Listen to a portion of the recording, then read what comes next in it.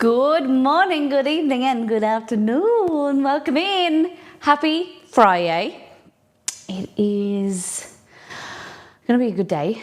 Was that purple gnocchi? It was. That was a recipe we created for the Borderlands team. It's iridium gnocchi. It's good. It's very nice. The recipe video is on their Borderlands YouTube channel. Hello, Purple Escanol. Hello, everybody. Welcome in. How has your week been? Good morning. It's small changes, but it's like things are different, but like not different. Exceeds in a meeting, so I had to like press the trailer and stuff to go to play it, so that finish the countdown and whatever. But it's just like something small like that changes our routine, that just feels off. But we're here today. We're making 3 delicious things. If we've got time, there's 2, definitely, possibly 3. We are making Hainanese chicken.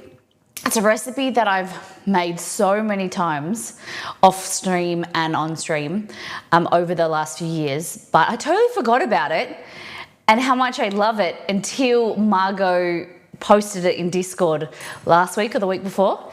And it is like comfort food, like Chinese soul food. It is a elevated, simple but really magical chicken and rice. Poached chicken, so we're gonna poach a whole chicken today in a really nice broth, and then you use that chicken stock to then cook the rice. And then we serve the piece de resistance, like that on its own as chicken and rice is very simple, but where it comes to life are the sauces. So I create 2 sauces. I do like a ginger scallion spring onion oil, and then has a really sweet, spicy chili sauce as well. It is phenomenal. That broth is of the gods. It's so good.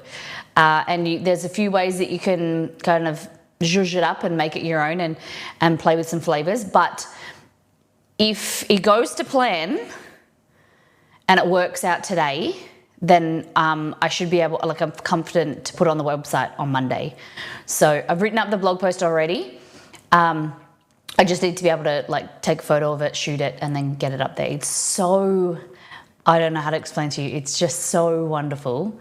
And I'm very excited. I was pumped before bed last night, just remembering that today's Hainanese chicken day. The other thing we're making today is Los Caliente's copycat. I don't actually have it with me. I haven't had Los Caliente's hot sauce in a long time, and I need to get myself a bottle to compare. But I wanted to make a sweet habanero apricot hot sauce with coriander, cilantro, and just a really nice rendition. I found some of my scribbles from the last years, but I haven't found the first time I tested it. I wrote everything down on paper. That's my biggest issue is paper. So we're counting down the day until we can get more information about this Lenovo pad thing, because I'm ready to go electronic. I just even this habit of paper. So I've written it down, I've written it up, and we're going to be making it today. So I've got some chilies, all different types. I've got habanero. I've got, we don't really have serrano chilies in Australia. They're not named unless you go to a specialty grocer. The chilies and things, you've got cayenne chilies, you've got bird's eye chilies, Carolina Reaper and habanero normally in a grocery store, and jalapeno, sorry. So I'm going to use a combination of them. Habanero is going to give the heat, and then we're going to get some sweetness and some kind of milder flavor from your jalapenos and whatnot. We're going to use the tomatillos, which I've got a tin of, lemon juice, apple cider vinegar, honey, or you could use theirs is agave nectar, which I don't think I have any of, cilantro, coriander. They have cilantro in theirs, but I don't know where I can get that from, and I don't know where you guys can get it from. So I try and create I try and write my recipes of like things that I can find so that you can find them. I don't want you to have to like search on Amazon to find items and get them like I'm even like conscious of putting the tomatillos in here because I think you can get them from Coles now. I think that's where I got mine. So I'm conscious of getting ingredients that you can easily find in most countries, you know. How much heat we talking? It's the sweet heat, so the sweet, like the sweetness of the the honey or agave, the apricots balances it out. So it's a kick, but it's like an everyday hot sauce. So you're looking at maybe like a 5 to 6 out of 10. And you can amp it up. Like it's definitely something that you can make spicier if you want.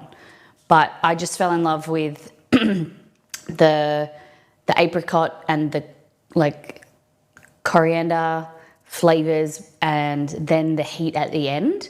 And it was the sauce that I put on everything, but it's from the US. It's very expensive to ship here.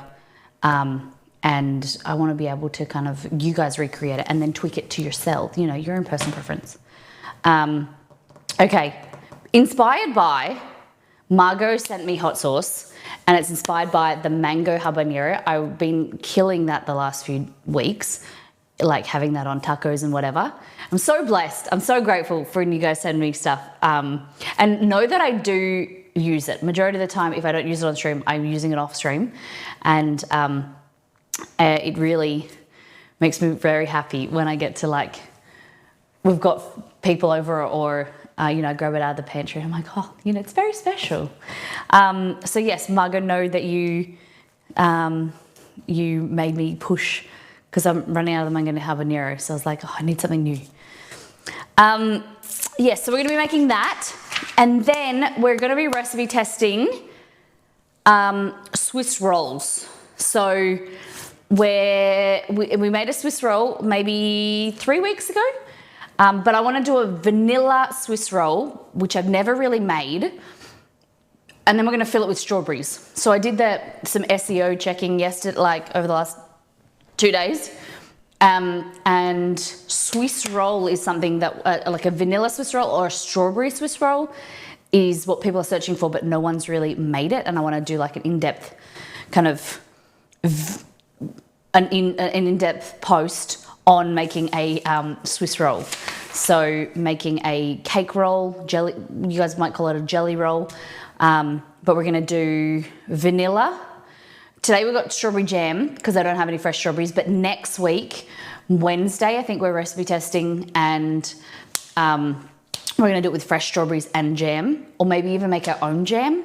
I don't know yet, but I want a nice fluffy, soft cake that we can roll up, fill with jam and just be delicious. They're like Hostess ho-hos. Yeah, but like a big one. I don't know how, it'd be a bit tricky to do a really small one. I think you would have to be, it'd have to be like a certain level, like thickness and size to be able to roll them up like a ho-ho. Oh, ho, ho, ho, ho. Oh, ho, ho, ho, ho. Okay, anyway, so yes, Hainanese chicken first. That's going to poach for like an hour, 45 minutes to an hour.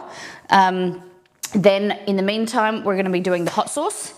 And then after that, we'll do the Swiss roll if we've got time. If you guys, if we be very good, organized, you know, kids and we stay on track, okay? Can we do that? Do you think we can do that? Excuse me, M. Potsler, thank you for 16 months. Appreciate the heck out of you. Sneaky, doing that in the countdown. Where's this here? Oh my God, what's that? Oh, I did clean the kitchen yesterday except the stovetop. Don't judge me. We're gonna go last time on. Show what we did in the last stream. Stuffed naan and soup.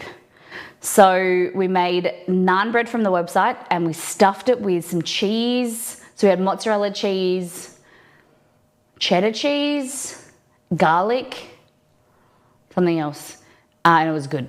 So much so that I probably off stream got half a piece and Nixie ate the rest. And it was fantastic dipped in the tomato soup as well. That tomato soup, just saying, from First Things First, is banging. I get really frustrated at myself sometimes. I'm like, oh, you know, I'm like a creature of habit, right? So if I'm going to make a lasagna, I'm going to make the First Things First lasagna. And then it's really hard because I'm like, I want to do a variation on the website of like slightly different or whatever, but I made really good recipes that like I don't feel like I need to make variations of them, but it seems that I do. The tomato soup from the website, from the cookbook is so good. You can make it with fresh tomatoes. I suppose that's what I would do. Like if I released another tomato soup recipe, make it with fresh tomatoes. But the canned tomatoes are so easy. It's like 5 ingredients. It's so fabulous. We also did pho, whatever you want to say, because I got getting in trouble. We did a variation from a meal kit, like a soup kit from Rolled, and then we did a quick pho homemade style in less than 15 minutes. I don't know. I tasted them after, and mine definitely needed. There was pros and cons to both. I wouldn't say one was better than the other, but mine was slightly better. But I needed more time. You have to be there. Go and watch the VOD, what we did. The last thing we did was pho, tomato soup. That's it. That's it. 3 subs, 4 follows. Let's go. We're going to do a deep dive into Discord. Twitch made me do it. Yeah, but other than size, it's the same. No. So the hostess ho-hos, they would use like a buttercream that was stabilized. Like we're going to use whipped cream. It's going to be a lot nicer. Like a more quality, fresher. It's going to be better. Better. Way better. And like you could do the buttercream, but I would still prefer like a whipped cream, like a stabilized whipped cream inside. A buttercream would be nice, but it would be too sweet. You want like a fresh cream, fresh strawberries, fresh jam. But same idea, Dex, definitely. Elevated, up-leveled. All right, Discord, let's go. Okay, so it wasn't clear. Do you still have that cream charger? I don't have that cream charger because I used it and abused it like for the last, 3 years? When we moved, maybe about 6 months ago, I bought a new one because I ruined the other one. I just used it so much. Yes. Wolf birthday donut assortment. I wasn't sure if this meant it was her birthday. Wolf, is it your birthday? These look very fine. I want to know the flavors. Exceed and I were discussing this morning. Which one would you choose, guys? I said possibly this one at the top looks like banana toffee, like a banoffee. This one looks like caramel and Oreo. I don't know. Or this bottom right middle one. I don't know how to explain. Like these two in the bottom middle. Or top left, I think.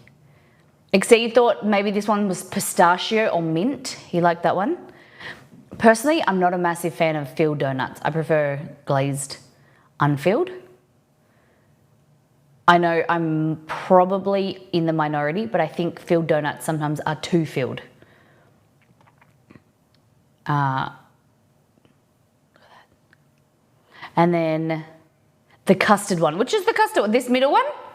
Elsbeth, you'd have that one. This one on the right looks kind of like apple pie-ish. Maybe caramel. I don't know. Truth be told, who hasn't used and abused their cream charger? They're exceedingly useful. Yes, abused. Yep, they're very exceedingly useful. Pineapple glazed donut is my favorite. I've never even heard of a pineapple glazed donut. Sounds fine. Panse. Kit Kat, maybe? Anyway, let us know. What? Oh, I didn't know they were a thing. Pineapple glaze, like pineapple juice. How many of you guys have had a pineapple glazed donut? I can't be the only one. It's like that I've lived under a rock. Pineapple glaze isn't a known thing, but it's not a common thing. Wouldn't that be an upside down pineapple donut? Upside down pineapple, what? I must be below you because I only eat hot cinnamon. Fillings and glazes are too overwhelming. Creatures of the cosmos, I like that. I can't eat a cinnamon donut for a while. I have been recipe testing an apple cider donut, like that was cake texture, not yeasted, and then it could be baked and fried. Turns out it doesn't work. So I've given up, but I've eaten too many cinnamon donuts over the last few days. But there's nothing better than like a yeasted donut, like the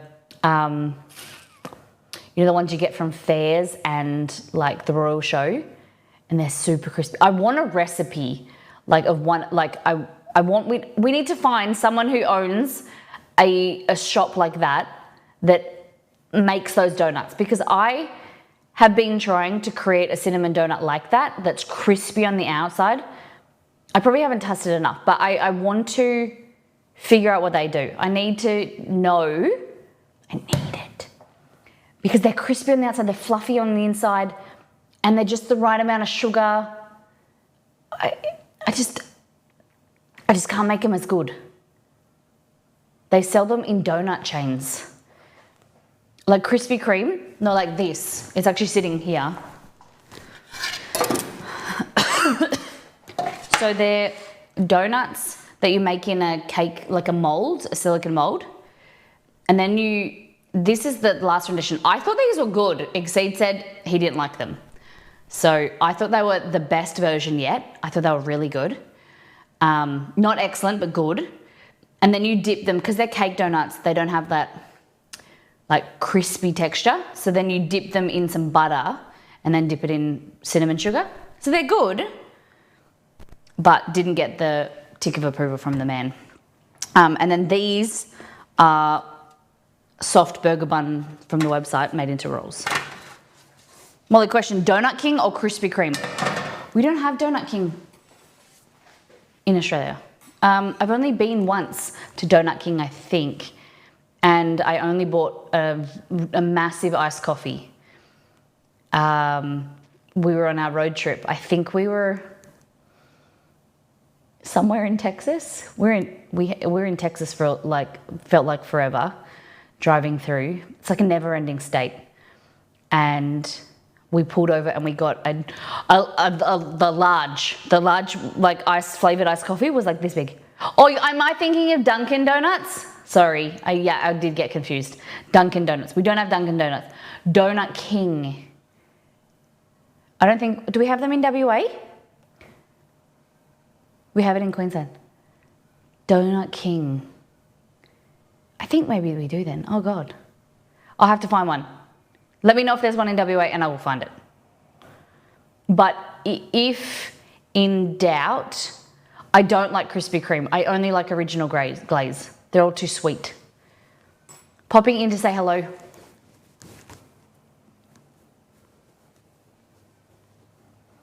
Hey, Nito. Sorry, repeating. They have them in Queensland. No, it's okay. You can repeat all the time. I think you have it, it's most shopping centres. Okay.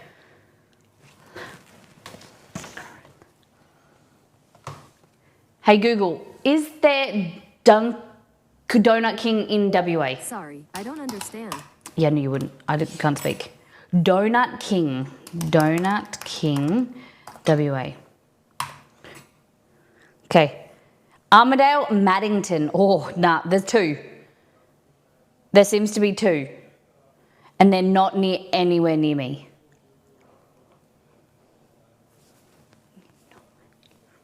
Armidale, two. Seems like there's two, yeah. There's the postcode around here. The Donut King website says there's none though. That's a bit worrying. Yeah, the Donut King, I'm on Donut King /stores. Even I'm pretty sure we used to have them.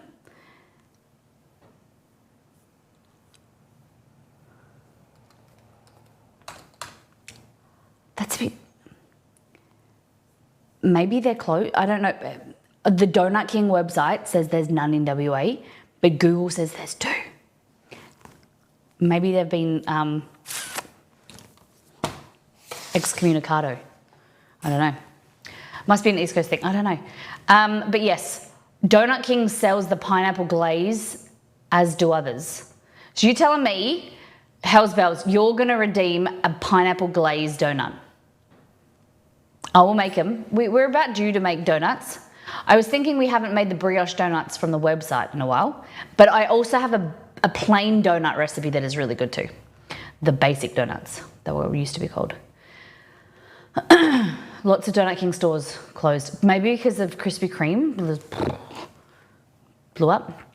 Anyway, Green Eyes hubby made air fried pork belly.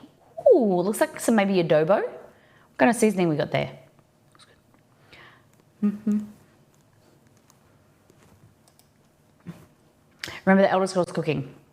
Well, we've got some theme streams coming up in 2 to 3 weeks. I've been working on some recipes. Yeah, there's some cool stuff coming up. And we got some more Skillshare stuff. They liked us, guys. We've re-signed for 3 streams.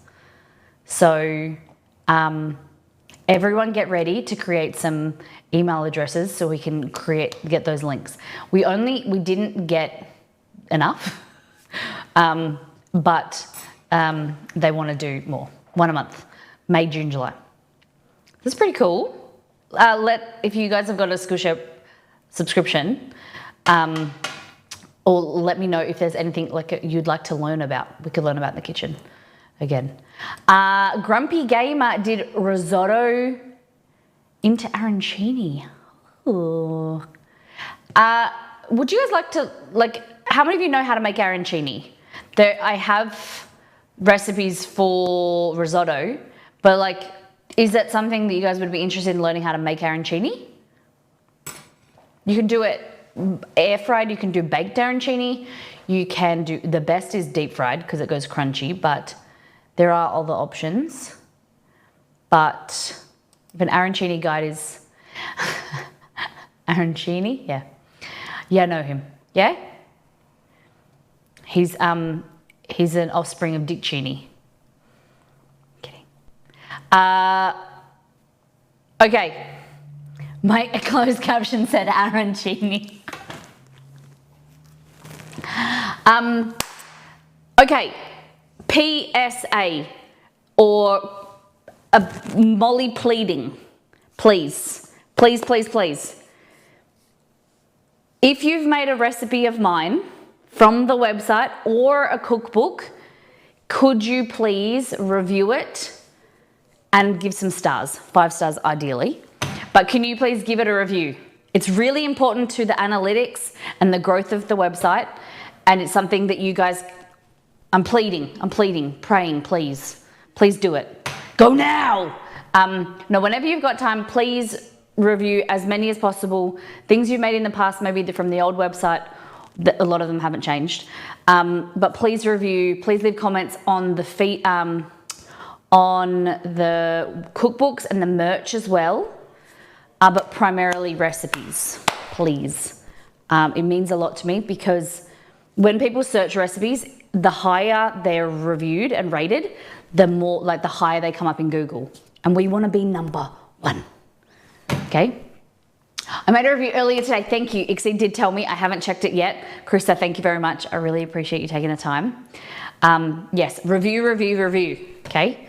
I'm going to be, I feel like it's very awkward for me to ask for it like this, but it's like I even went out of my comfort zone and I DM'd some people on Instagram who had tagged me in some posts because I need it. I'm never been more passionate and into something as I am this site, and I want to grow the site and grow it in a way that helps people. And if it helps come up, then yeah. Number one. All right. Ooh, this is a pineapple glaze. Okay. I need that. Okay. So it's a regular donut with a glaze of pineapple. Like a pineapple, interesting, like a pineapple juice. I could do this. Someone will have to redeem it because then that makes me do it. Thank you, everyone. Thank you for sharing. Thank you, Hells Bells. Okay, we are making Hainanese chicken. I printed the recipe out, but Dixie's now in a meeting, so I can't go and grab it. So we're gonna figure out how to do it here.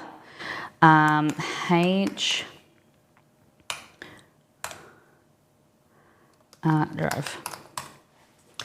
Winner, winner, chicken dinner. That's it. That is it. All right, how many people have heard of Hainanese chicken? How many people never? How many people want to know about the best chicken and rice soul food around? Okay, so it's very simple ingredients that a lot of you have in your house already. And we're gonna make it amazing. The magic is in the sauce, that's it. I've never heard of it. Yes, and have made it before. Did you like it, Hells Bells? Never, from Roselli, cool. I've heard of it, says Jay Moogle, fabulous. Okay, spring onion, garlic, chicken. Hold on, I gotta log in. I gotta remember all the things. Garlic,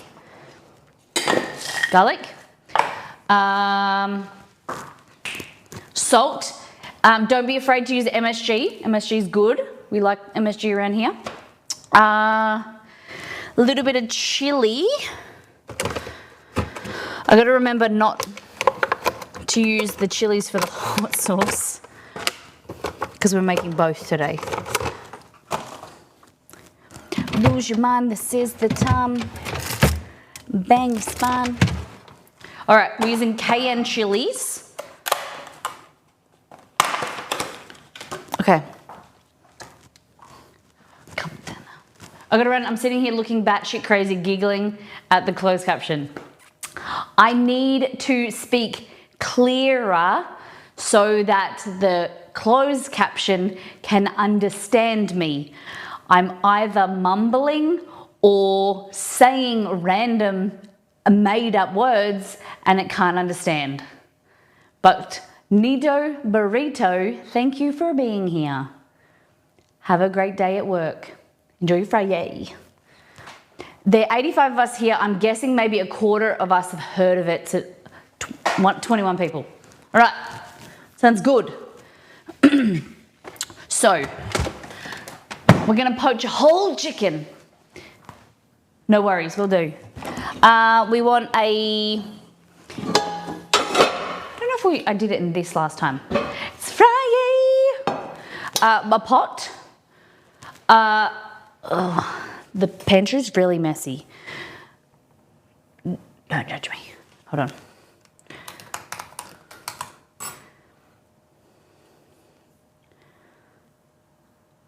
Okay, oh, we need salt as well. We're gonna rub the chicken. We've got to give the chicken a bit of a massage first. Give it an exfoliation around its skin breast area to get off the any feathers or loose skin. Come on, Molly. Yep, there we go. Chicken rice, fabulous. Okay, so the things we will need are 1.5 kilo to 2 kilo chicken, so which is about 3 to 4 pounds. Chicken, whole chicken. We need garlic, so we've got garlic cloves here, about 4 to 6 cloves. We need some slices of ginger, fresh ginger. I didn't get my frozen ginger. I bought fresh ginger on purpose. Spring onions. We need sesame oil, Shaoxing wine, soy sauce, sesame oil. And then later on we'll need more ginger and more garlic to refreshen the broth. So Then we need rice. I use basmati. You could use jasmine rice if you want, white rice. Want like a long grain fluffy rice.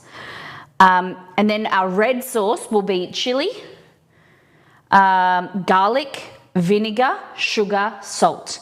Very simple, but it's like, that's my favorite sauce. The red sauce is the best sauce because it's like really spicy, but really sweet as well. And if you like, you get a trend from this sauce compared to the sauce at the end. We're gonna make today the hot sauce. I like sweet heat.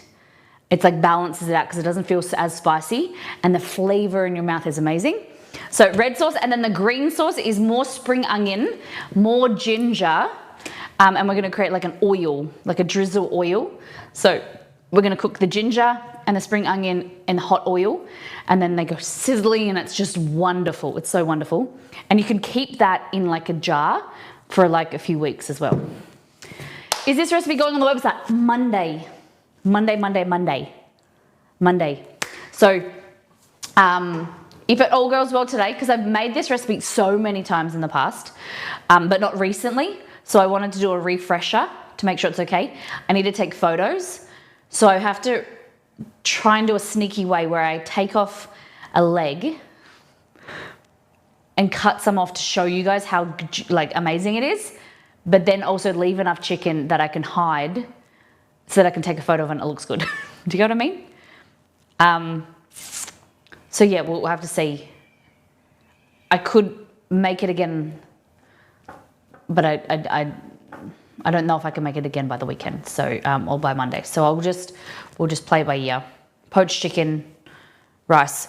Back into the back, we need, and then you serve it with some cucumbers as well. It's very wholesome, very simple though. Like you've got a double up of ginger, garlic, spring onion, to make the broth. Like you basically poach the chicken to create a chicken stock, and then you use that chicken stock to cook the rice. So that the chicken fat and the beautiful sauces then make the amazing rice. And you know how big I am on flavorful rice? This is like the epitome of that. This is like chicken and rice on crack. And then the sauces, my God, the sauces. Like I know I'm probably amping this up and I don't want you guys to be disappointed when you make it, but you won't. It is so good. It is so good. You said something similar yesterday. Your favorite flavor is like sweet savory. Yeah. Yep. Sweet savory, sweet, spicy. Yep. Take the whole chicken photo first, then take a leg off. But then I have to take it. It's a bit hard for me to take it into my photography area, shoot it. I'll be off screen for like 20 minutes. We'll see. We'll see what happens. I'll talk about that later. We're going to go into the pantry. This is IRL. This is how I live. My kitchen, I was recipe testing all day yesterday and clean dishes. There's just shit everywhere. I am not the cleanest person and I don't pretend to be organized all the time. Shit happens. And this is me getting up this morning, unpacking the dishwasher and hadn't finished it. And this is dirty dishes ready to go into the clean dishwasher. So whatever, it's life. We get that way sometimes, don't we? All right, so the things you'll need from the back are rice,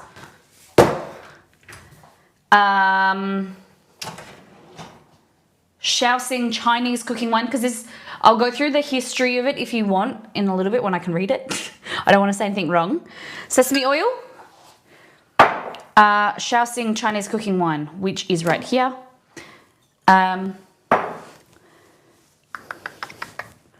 Is that it?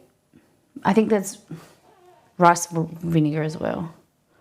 I feel like I missed something, guys. 1 through 5. Okay, what the hell am I looking at right now? I know. Sesame, white soy. So I can take the vinegar back and bring soy. Cleaner than my kitchen. Light soy. Saltiness, flavor. Okay, here we go. It's Molly IRL. Part of me wants to clean it and make it look pretty for you guys, but at the end of the day, we're all people and we get busy and shit happens. And I am,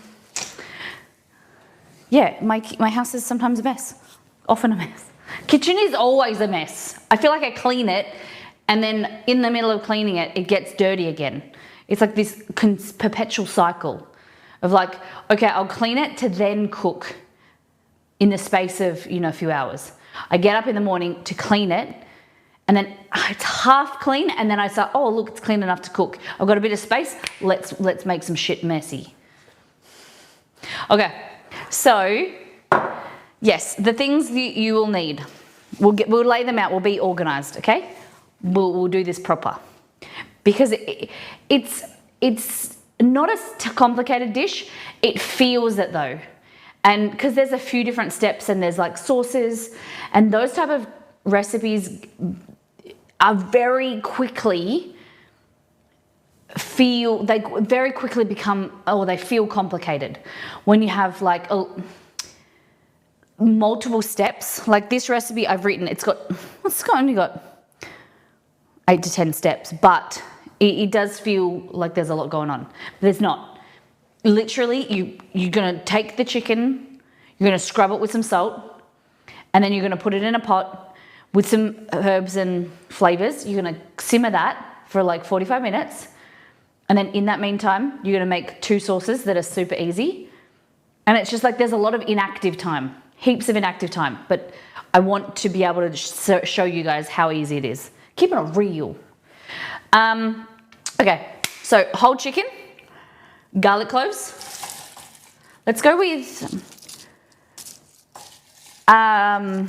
6 at least, because the biggest issue with this recipe is not going hard enough with the herbs and the salt, the seasoning. I back it up with a little bit of chicken stock as well, like a teaspoon of chicken stock powder, because the biggest issue that people come across is like not having enough flavor in the stock that you cook to then follow over it. That goes into your whatever it's called, that goes into your rice, and then some of that liquid also goes into your sauce. So if you have a shitty bland broth, that's going to make bland rice, which is then going to make a bland, also going to be making a bland sauce. So you need to build up the flavor, and it's better to go big than go home. That didn't make sense, did it? Go big and then go home? Anyway, 6 cloves. You can even add more if you want, but we're going to simmer it down. You can always add more towards the end. Ginger. Then 4 to 6 sprigs of spring onion. So go 1, 2, 3, 4, 5, 6. No, it makes sense. It's better to go big than go home. That's it. So at 10 p.m., drink a tequila Red Bull and keep on firing till the morning.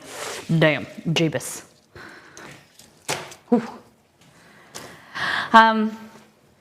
Okay, so I'll separate them so you can see. Salt, exfoliation. It's the day spa before the thing begins. Sesame oil. This is just Coles brand. I don't mind it. Light soy and Shaoxing Chinese cooking wine and salt. That's the ingredients you need for the chicken. And then for the rice, everything else is the same. You just add rice. Like we're just gonna back it up with you poaching, and for 45 minutes the chicken, you remove the garlic and ginger and just replenish it with fresh ones just to re-enhance, give even more flavor. So that's why it's just basically these ingredients, and then you just double up the garlic and the ginger at the end. Cool. And then the red sauce is red chilies, more garlic. Ooh. 1 to 2 of them. 3. Caster sugar, so just so granulated white sugar is fine. Just plain heat. You can add brown sugar if you wanted to, but the brown sugar, like the molasses flavor, doesn't really go well with kind of like the origin of this from China. They don't really use brown sugar, I don't think. Okay. Oh, I did need vinegar. White vinegar is fine. This is just your cheap white vinegar. Get it from the grocery store. The cheap one's fine. Double strength is for cleaning or cooking. I use both. And then a little bit of salt.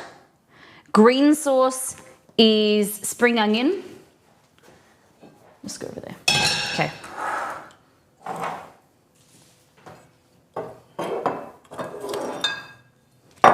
Like that.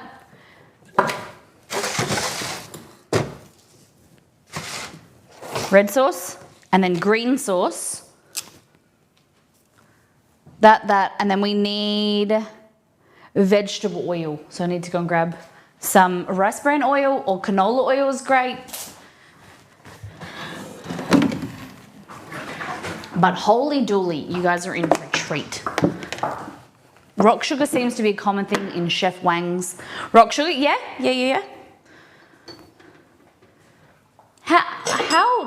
Hey Google, how is rock sugar formed? On the website Is it formed or created? They say rock sugar, also known as rock candy or sugar candy, is a hard confection made by cooling sugar syrup into large crystals, sometimes around a stick or piece of string. I also found an answer to this question. Is rock sugar natural? Do you want to hear it? Yes. It's not, obviously, sugar syrup. They say mishri or rock sugar is a naturally sweet substance produced by using a sugarcane plant. Well, it's not natural. It's processed. But yeah.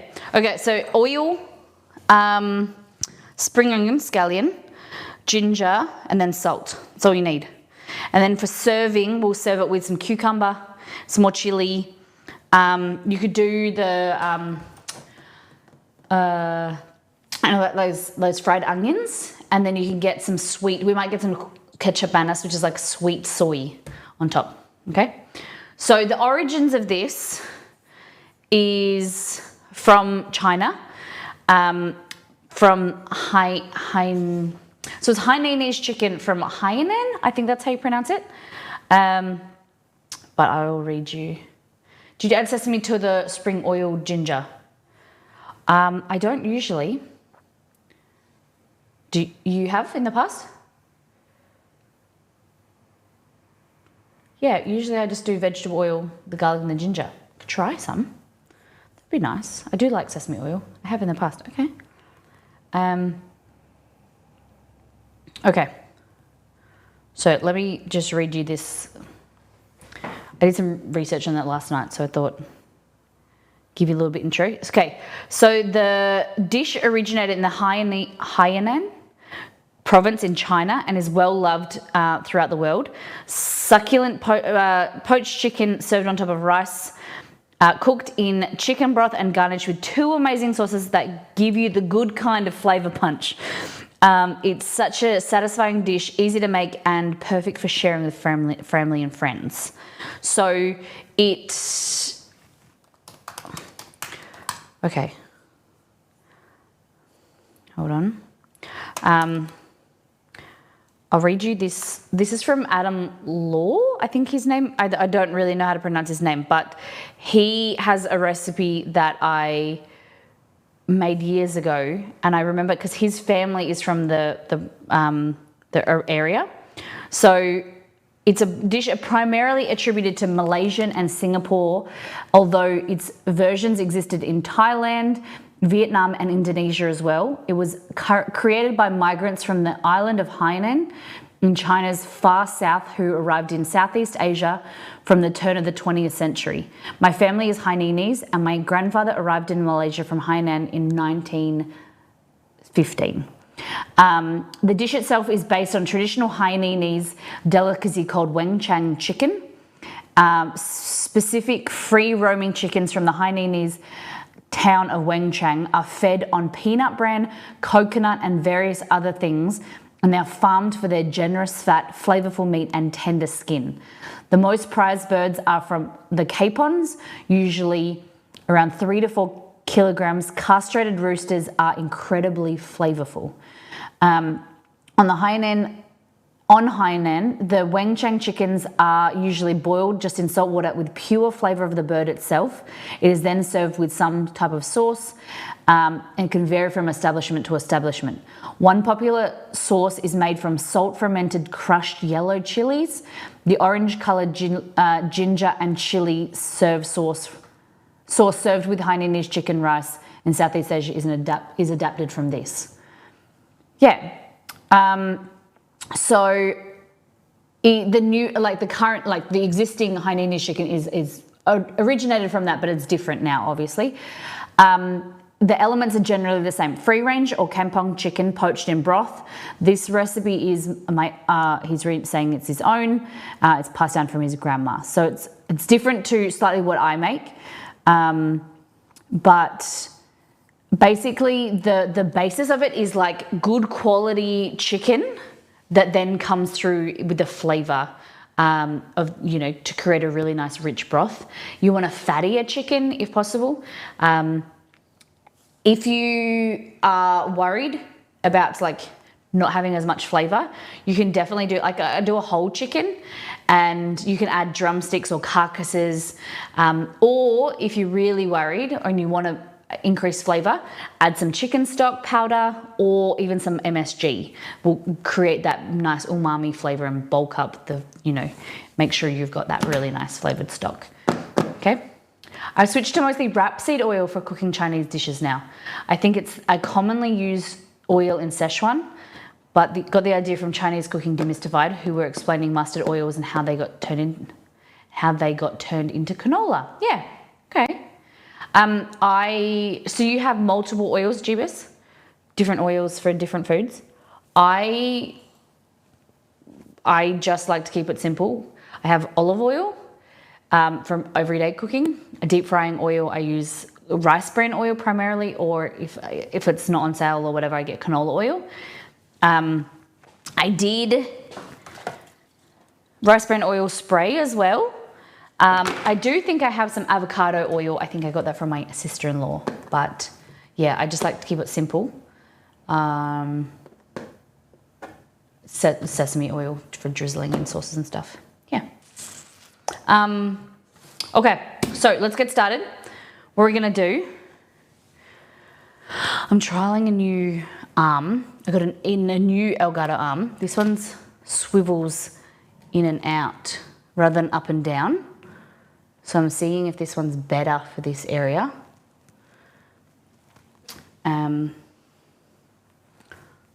So if that will be better. It still does go kind of up if I want it to, but I think more I want it on the same plane. I don't know. I'm hoping that the problem is that I need to keep that area clean because it swivels like that. And the old one used to do this, like that arm. This one's going side to side, so I have to keep the whole area clean or it knocks everything off the bench. I love peanut oil, but it seems to be harder to buy. Yeah, it's a lot more expensive. It is in Australia compared to the US because from my understanding, the US is one of the biggest, largest peanut exporters. And they produce a lot of peanuts. Okay, let me get onto it. I got to crack on. I got to stop talking. I'm very excited. Okay, so what we want to do is clear the bench. We've got all of our stuff.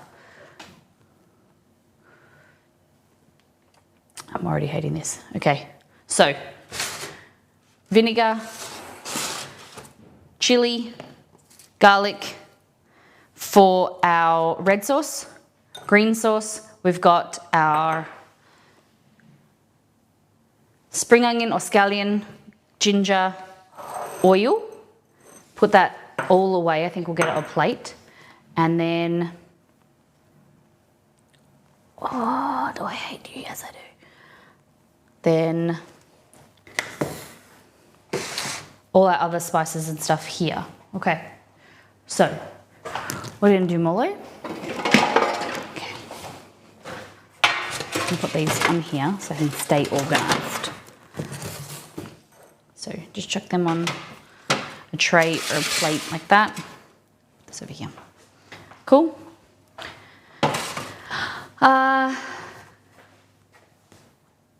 I don't remember if I did this in my stock pot or this Dutch oven.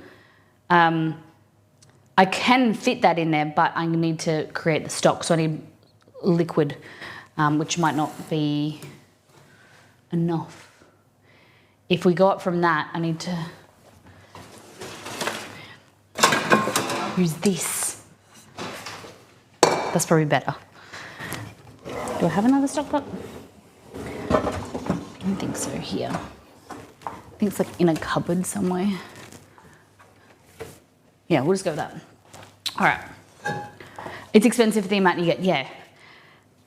Hey Google, who is the largest exporter of peanuts?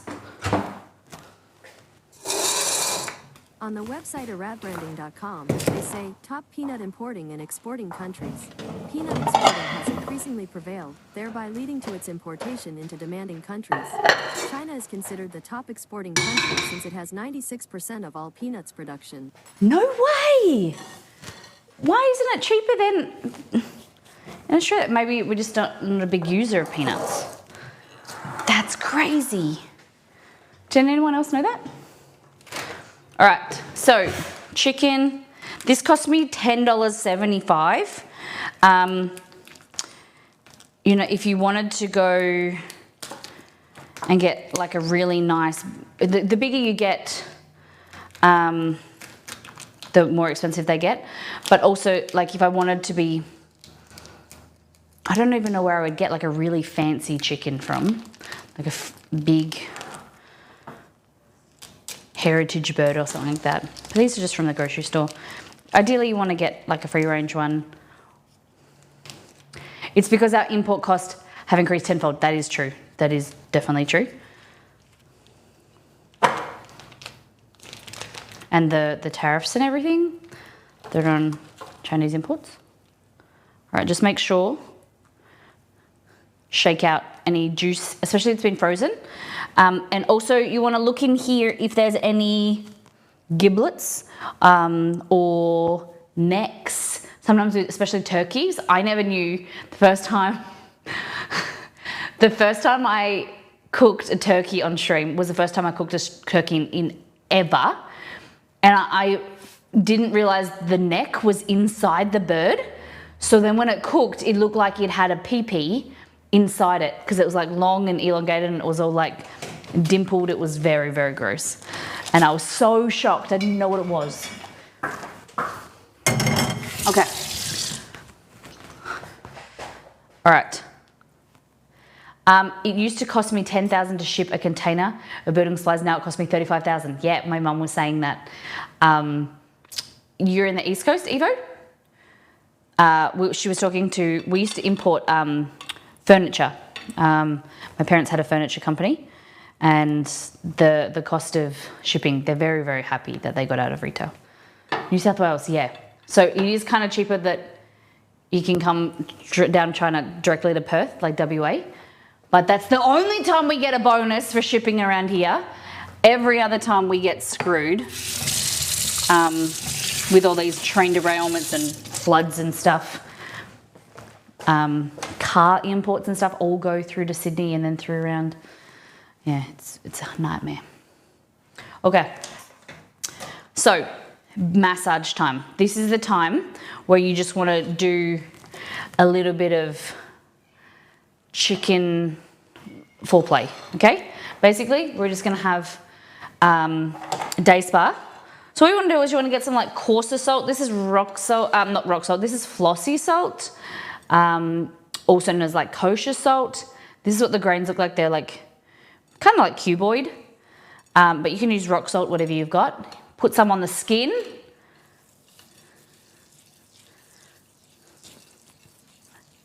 Just massage it like that. And basically, you're just roughing up the surface to try and exfoliate any maybe there's some little feathers in there, or if there's, you know, like some, you know, I don't know, I can imagine a chicken skin like Australian skin, human skin. And sometimes you get like a bit of like layers, like loose stuff on there. So you just want to give it a rough kind of scrub, maybe the skin on the breast, because that's what's going to be more kind of presented, you know, on the plate and on the sides of the thighs. Just give it a rough up.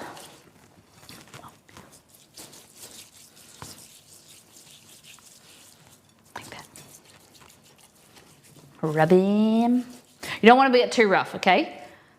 We're going to treat it with respect and love, and you don't want to rip the skin, okay?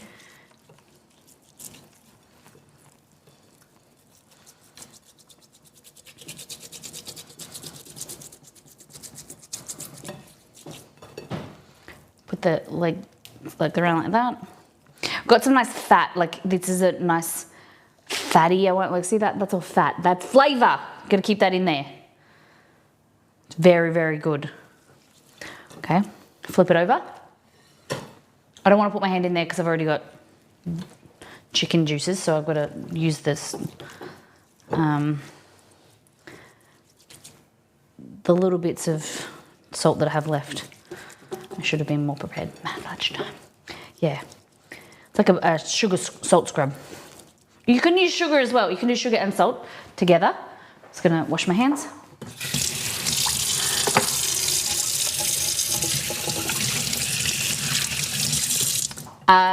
So we're gonna rub it off with some paper towel. Rub it in and then rub it out. So take it off. The reason you can do this and then pop it into the stock. However, the biggest thing is that you can't, like, you don't control the amount of salt in there. So if you take as much as off, you can always add more back. Does that make sense? Oh, look, there's a little bit of mist. And that was a little bit of skin.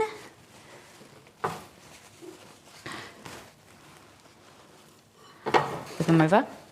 So if I put like heaps of salt on here and rubbed it in, and then put it into the stock pot, like it potentially could be really salty. So it's better to like remove it and then add more back later. This is like really lovely because it's like more yellow. I don't know if you guys can see. It's not pink fat, it's slightly yellow, and it's green fed. Nice flavour. Okay, there we go. So now he goes into the pot. Let me make sure I'm doing this correctly for you guys. So make sure you clean your cavity. Make sure you clean the inside, see if there's anything inside. All right. Rub,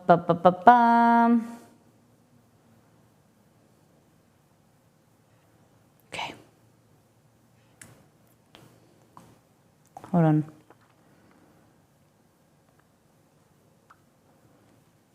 Okay. So he just goes in there.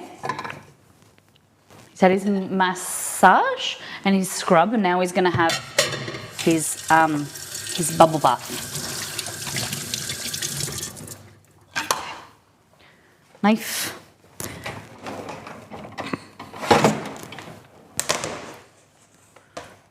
Should just decontaminate that area. Every time I say the word decontaminate, I think of, does anyone know what I think of? Maybe you're in my generation. Maybe it was my generation. Like there's a movie. There's like an animated movie that I think of. And I think of like cleaning up the area and like what happens when there's germs or monsters.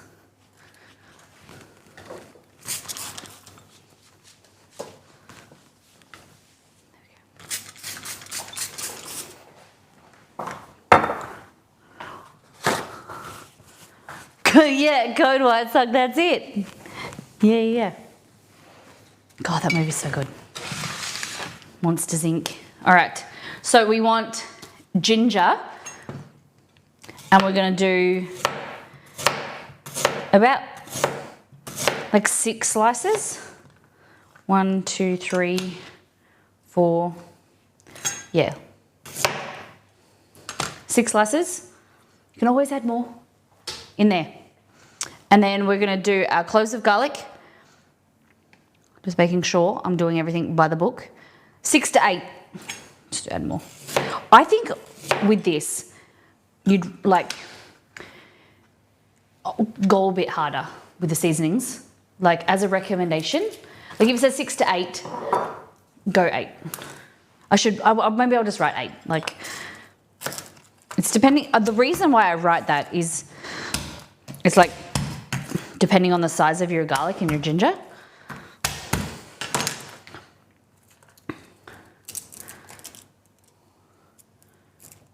All right.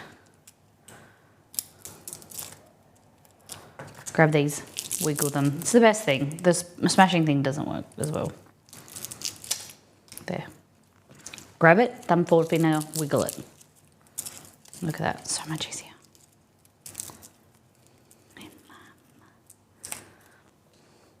You can chuck them straight in there, but I like to give it a bit more surface area, chop it like 2 or 3 times. And it helps, I think, permeate the flavour more. Release some of that allicin. Hey Google, what is allicin in garlic? Sorry, I don't have any information about that, but I found I remember if it something originally similar. came. Do you want to know what is the allicin in garlic? Yes.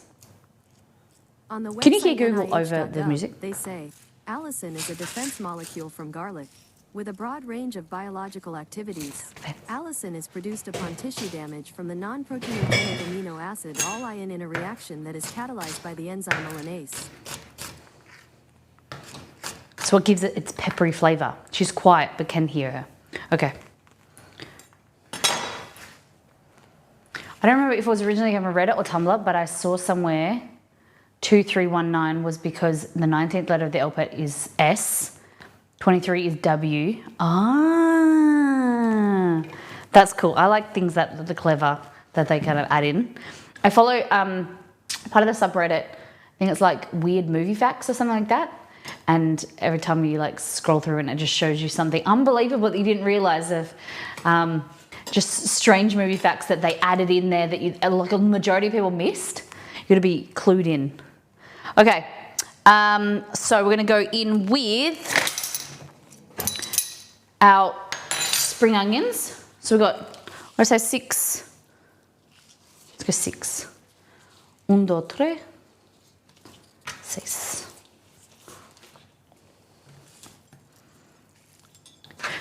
Look, you can do the skin. You can do everything. All part of it. Just chop them up like that. It's all flavour, baby. I should have even the garlic skins in there as well. Chuck them all in there. I don't know if you can see in there. Look at that. Look at that bubbly brew. Let's crank it up to 1000.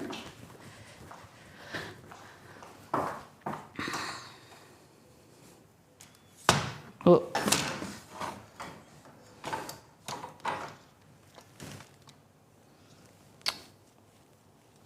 There we go. Oh, I'm getting a headache. I had a coffee this morning. Didn't I? No, I had a tea. Better? Is that better for you all? You'll be able to see in there. Bubble, bubble, toil and trouble. Okay.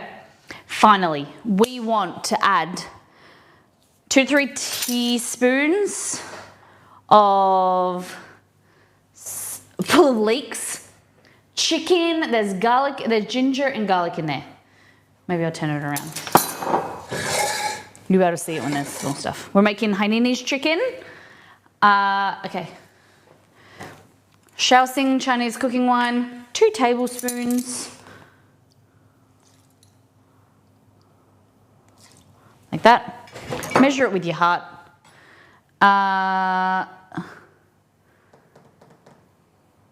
Soy sauce, 2 tablespoons.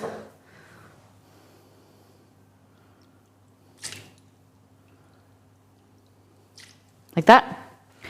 And then 1 tablespoon of sesame oil. Like that. We also want a teaspoon of salt.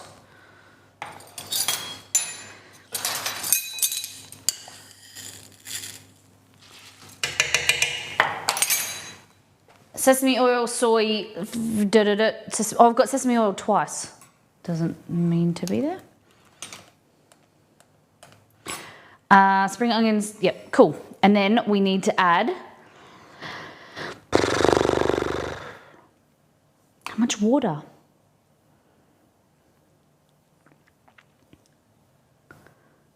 I think it's just to cover it, I think.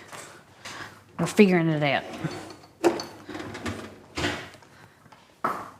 So it's about six cups, I think. And 1.5 to 2 litres. Better to add more and then reduce it down than not add enough. That's 1. Let's go 2 litres. You need the chicken, the whole chicken, to be fully submerged.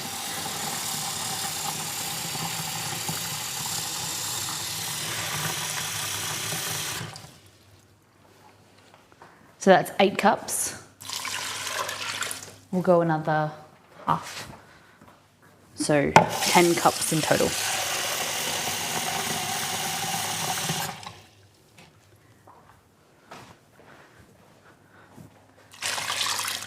Or maybe a bit more. 2 more cups. So 3 litres, okay? For all my superior metric humans. Kidding, but not. All right, so we want to bring this up to a simmer, like a boil, and then simmer it, okay? So you want to go low and slow. We want to cook it longer, like slow and slower if possible. You can even use a sous vide, would be amazing. But you don't want to boil it, only just initially to bring it up to simmer, like just to bring it up to heat and then lower it down. Because we don't want the bones to go grey, and be overcooked. We don't want the meat to be overcooked. We want it to be like soft and plump and juicy. I mean, it's gonna be amazing. So I wouldn't taste it now. Maybe in like 15-20 minutes when it starts to like cook off, you can taste the broth, but it's raw chicken in there. So we want to bring it up to heat and let it simmer for like 20 minutes at least before we start to change and tweak the seasonings, because you don't want to have that raw juice, you know what I mean? Okay. Or what you could do is put the chicken in last. It's up to you. Let me just make sure I'm doing this fine. Okay, so garlic, ginger, spring onion, Shaoxing Chinese cooking wine, soy sauce, sesame oil, salt. And then if you want to be super certain, you could add some stock powder, but we'll see how we go first. Who's enthralled? Who's excited? As much as I am. Okay.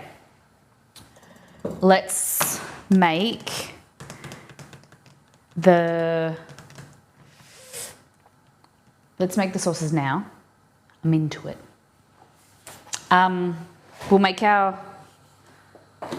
the red and green sauces, like the stoplight sauces now, and then we will do our other hot sauce so that they're all prepared and organised and cooled down.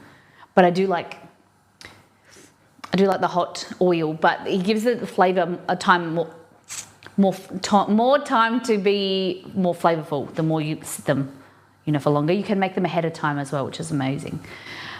Excitement level of 11. No, love that. I have 2 frozen chooks in the freezer. Now I'm going to use one of these. Yes! Or you can make poached, use them double to make a quick, like a really hefty broth. All right, let me just decontaminate again. what is it? 2319? I forgot. I'm going to have to watch Monsters Inc. this weekend. Well, I got a big weekend. Slightly a little bit stressed from this last week. I've got recipes that I need to create. I've been testing and some of them haven't been going, a lot of them haven't been going to plan. And they're due next week.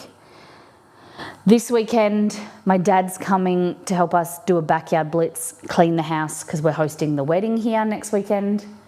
And I have to get this recipe up on the website. I'm stressed with the website. So yeah, it's been a lot. And then I had a nightmare this morning. I woke up, I was like, do you know how you have a terrible dream? You just wake up, it takes you a few minutes to realize you've had a terrible nightmare. And I was like sobbing, and Exceed woke up so quickly and got me tissues, and he was like, what's wrong? He was with a startle. I had a dream that my mum died, and it took me ages to figure out that to come to, and it was terrible. It was like the worst nightmare ever, and it was a terrible way to start the morning, really. And amongst everything that, yeah, just trying to work hard so that I can get everything lined up and organised, and just feel like, you know, when you just feel you take 2 steps forward and then 1 step back, or there's just shit going on. Yeah. So I'm just a bit frazzled, but I'm very excited. It's made my day to make this, and you guys too excited for it as well. Okay. Later on, we're gonna use this guy to scrape off any impurities if anything comes up, and any foam, which is the impurities from the chicken, any bad stuff. I'm so sorry, Molly. That is so awful when things like that happen. Bad dreams can be really disorientating. Thank you. Yeah, it was a shit morning. And then, but it was weird because I started crying, woke up and was crying. And then I said to him, what's the time? And he got his phone out, and it was 15 minutes before our alarm went off.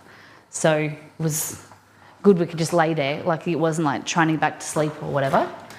Sorry, I don't want to bring everyone down. Okay, so we're going to use this, our Vitamix, which is off screen, so I'll bring it over.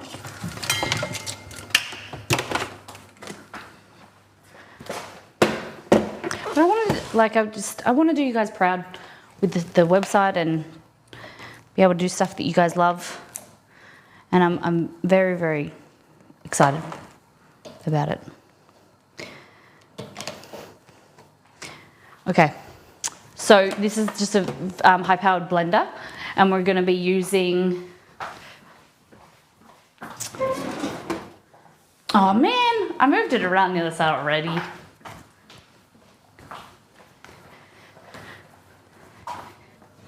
Okay, so here we're gonna make the red sauce first.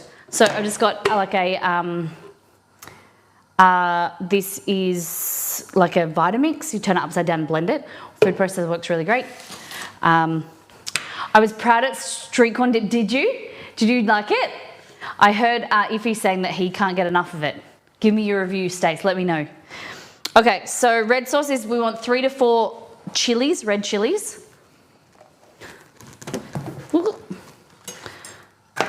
Like that, in there. Okay. So, let's go in there. Just take the stem off. No one likes eating the stem. Love it. Made it quite a few times now. Damn. Could you give me a review, please? If you don't mind, when you got time.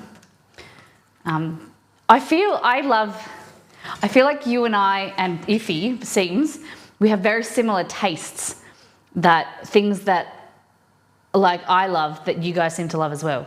Like heaps of my recipes, and I really love that. I'm very, very, and I hopefully more people like that. You know, we can find people that just enjoy making them. I love it. Thank you. Okay, so chilies, 3. 5 cloves of garlic, and then vinegar, salt, sugar.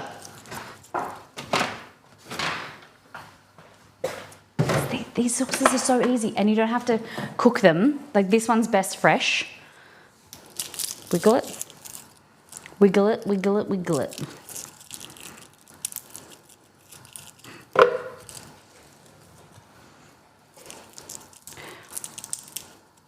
As I was cleaning, I was watching listening to a webinar last night about, website development and whatever. And they were talking about super fans. And they were like, you need to find 10 super fans. And, people that like your things and like your recipes and things like that. How many of you guys would say you're a super fan? I was like, do we have any super fans? Said to Exceed. He's like, yeah, I think we do.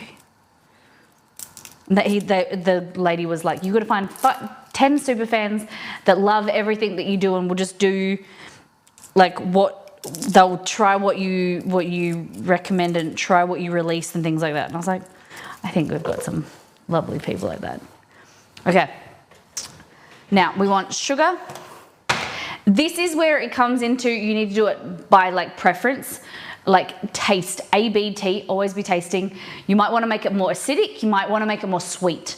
I personally like it more on the sweeter side, just to balance out the chili. I don't know about that. I think that term is more for people who are much more influential than I am. I don't know about that, Roselli. But if I can influence you into making yummy food and making you feel proud about yourself, then I'll influence that every day. If I can make you proud of yourself, or I could be your cheerleader, that makes me happy. Okay, 1/3 cup of each. My building contractor knew the term Molly Pantry. That's good.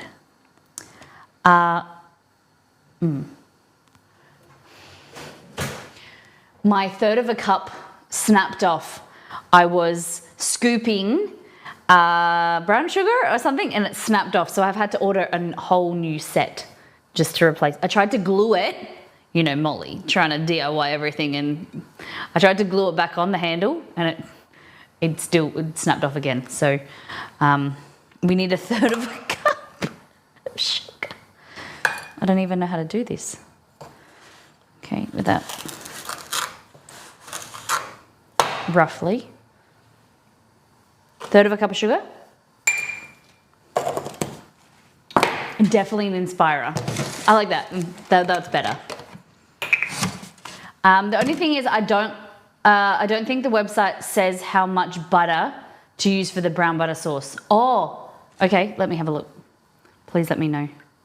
Please, if mods, can you write a message for me? Really? I have to check that. Okay. Now, a little bit of salt just to balance. Wait, what was the message? Check the Mexican dip. I was chewing loudly. I love that. Check the Mexican dip for butter quantity.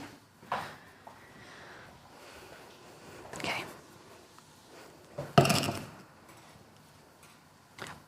I hope you're crunching something nice and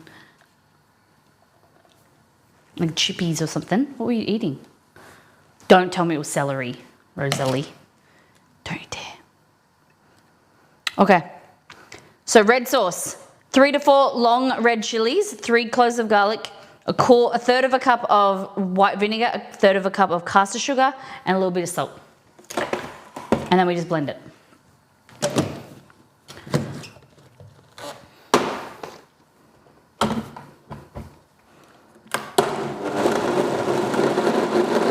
needs to be like bright orange, red colour.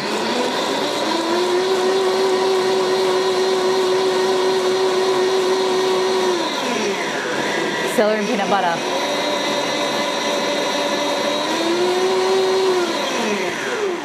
Hold on. You had peanut butter shipped from Canada, Kraft peanut butter. I wonder how different it is to our Kraft peanut butter in Australia. That's the best. Is it crunchy? Okay. It's so good.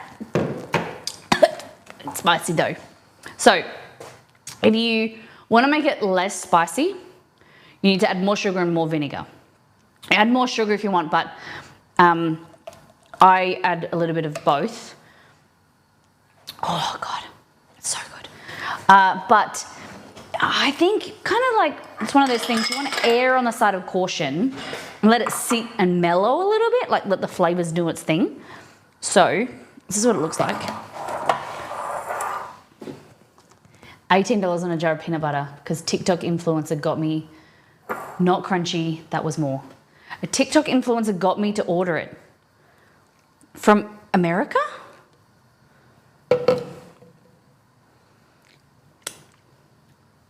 Oh yeah, that's good. I think it needs a little bit more sugar. Sweet, sorry. Oh.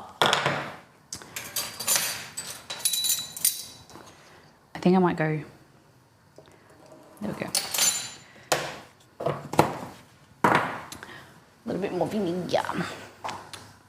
She's Canadian, she raves about Kraft peanut butter. You guys don't have Kraft? Interesting. Can you send me a photo of the jar?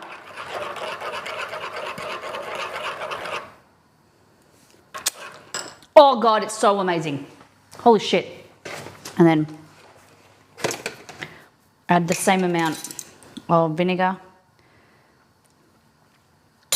Oh!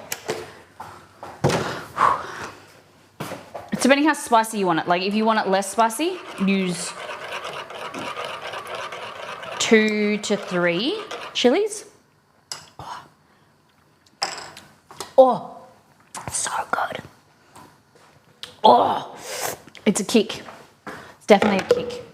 I'm gonna just let that sit. That is the best sauce for this. Like, this is what drew me the first thing to Hainanese chicken. This sauce. Oh. Yes. Okay, let's go over here. Let's look at the chicken. So not a lot's happening because obviously the chicken is so large, it's gonna do its thing to warm it up. The sauce serve yourself, right? Yeah.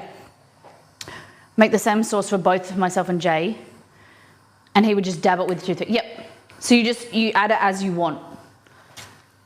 It just goes on the side. All right.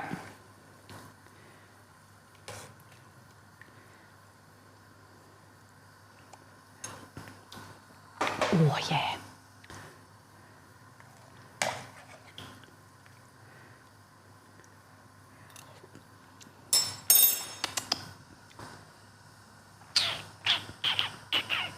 We'll keep it going. I'm gonna add a little bit more salt.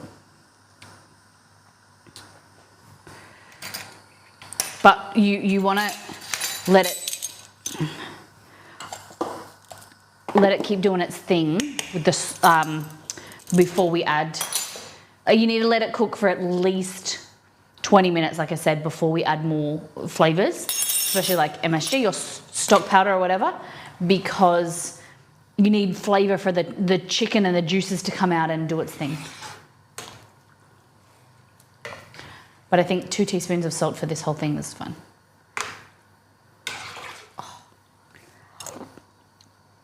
How long would the sauce last in the fridge? I would say forever because it's just garlic, chili, vinegar. But that isn't a foolproof thing. So I would say like a month to 3 months in the fridge in an airtight container. As long as it's, the biggest thing with sauces that you need to do Same with like Greek yogurts and sour creams or whatever. Always use a new spoon, clean spoon or clean utensil when you put it in there. That's how people add bacteria. It's like people who will make cereal and then they mix something like their porridge or whatever, and then they go to get yogurt and they put it in there, and then they've used a contaminated spoon into the Greek yogurt or whatever. It's the same with like anything like hot sauce. Even if it has a lot high vinegar content, you can still add bacteria in there. So always fresh spoon. But yeah, I would say easily a month to 3 months to longer. I always, I try and give you guys recommendations of like what you should do rather than what I do, because what I do is something might not be appropriate. I've got a sweet chili hot sauce in the fridge, a sweet chili jelly that I made maybe a year and a half ago. Still amazing. But the thing is, when you give recommendations, you always have to give it to like a toddler. Like you've got to make a recommendation for a toddler, because not everyone uses common sense, and so that's why, like with food safety and stuff, it's better err on the side of caution and go like a month. Like, you know, my salted chocolate fudge, I think I've written on that for like a month, but I have some in my fridge that's been there for 3 months and it's perfectly fine. I just warm it up in the microwave, but it's not the best thing. You know, people who are pedantic about food safety might get me in trouble. Why would you add MSG? MSG is monosodium glutamate, so it is going to enhance the flavour. It's a flavour enhancer just like you would add salt. So it boosts up that meaty umami flavour, and it's fabulous. It's really, really great for enhancing the flavour, especially for this. If you don't want to use the MSG, use chicken stock powder or more salt. But I'm going to let it run its course, and then we might boost it up later. I need to make some scallion spring onion oil now. So we need to bring our spring onion over. Better not do that. Okay. Garlic, ginger. If you're noticing the very simple flavours, stuff that you should have already. It's so impressive you actually know off by heart what MSG stands for. Really? Monosodium glutamate. Do you want a cinnamon thing? It's been left out all night. Yeah. It's delicious. Okay. Now, chili oil. So, green sauce. Red sauce, green sauce. Got to remember how to make it. So, I don't cook the rice. Don't want to do that. The red sauce. The green sauce. Here we go.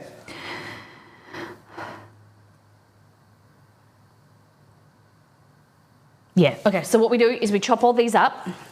The ginger, the garlic? No, there's no garlic in this, is there?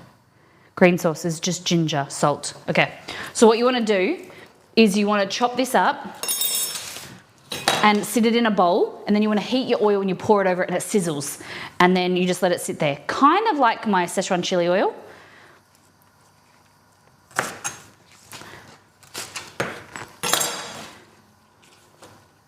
We'll keep them in there. Just take these ends off.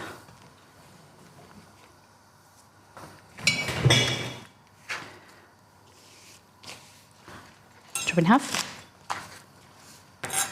Like that.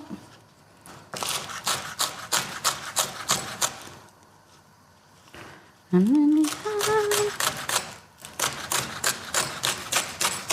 I'm doing really naughty. I should really do this.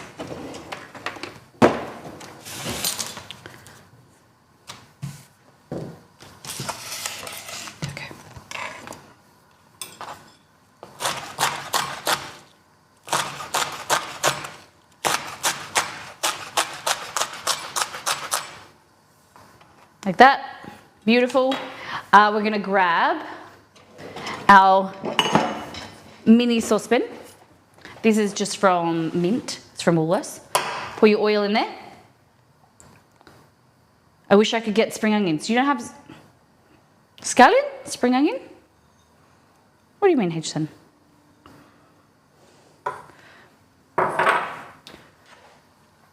I like more. I'm going to double it. Where'd I put it? And this oil is as well the same. You just pop it in a not a Ziploc bag. I always say Ziploc bag now. Put it in a container. Are spring onions and scallions the same thing in Australia because they're different here? So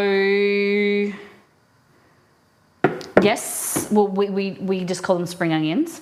I think you're referring to like a French onion, like a French. What's it called? An echalot? They're like pink. Is that what you're talking about, Kaz? For fuck's sake, it's winter here. Is that sassiness that I detect? Not during winter. Okay. Am I supposed to know that it's winter there for you?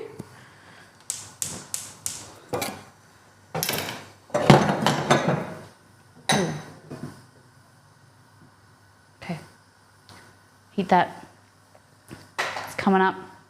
Like I talked about before, we're going to get our skinometer,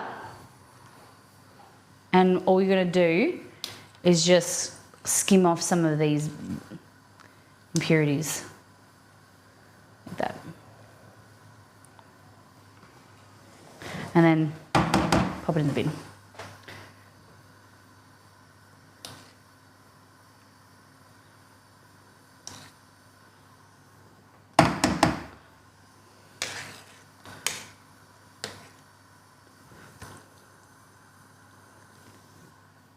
We want to clarify our broth and just remove any of this gunk. Shallots, no. Here spring onions have a small bulb at the bottom and the green part is thicker. Scallions are very thin, same width. Are they just one is... I have to do some research because is one just grown longer? Hey Google, is there a difference between scallion and spring onion? On the website bonappetit.com, they say, scallions and green onions are literally the same thing. The only difference is how they're chosen to be labeled at the store. Spring onions, on the other hand, are a different thing. The bulb of a spring onion is much larger, compared to the small, not so bulbous scallion. People also ask me, can I use spring onions instead of scallions? Want to hear the answer? Yeah, so we call these, we call spring onions. All right, I've got a recipe called Stop, Google, stop. All right.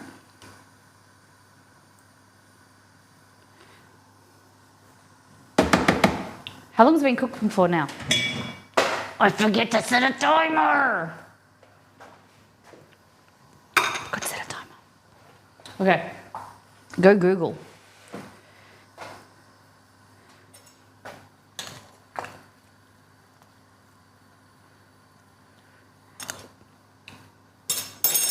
Have I missed the ghost pepper stream? I didn't know there was one. Were we planning on a ghost pepper stream? I don't know. We were doing habanero today, using habaneros. Hey, plus. Okay, so basically we're waiting for this oil that you can't see.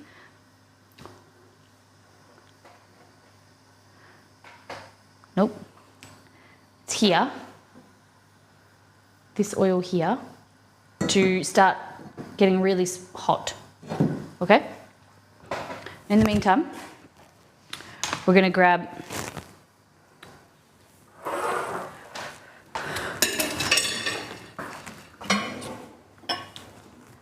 this bowl, and then we're gonna put in this spring onion, like that. I cut too much spring onion. 3.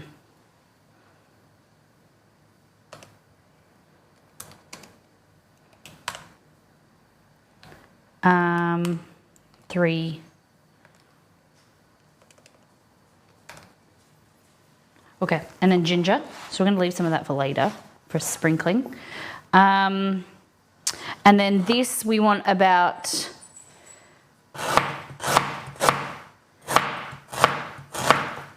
a tablespoon.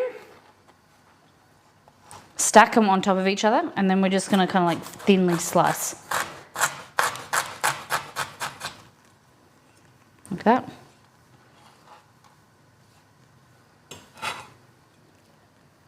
That.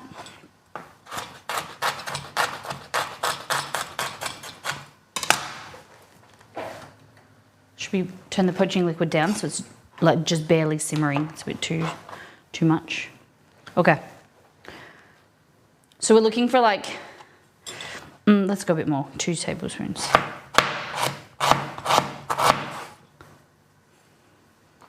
Depending how much ginger you like.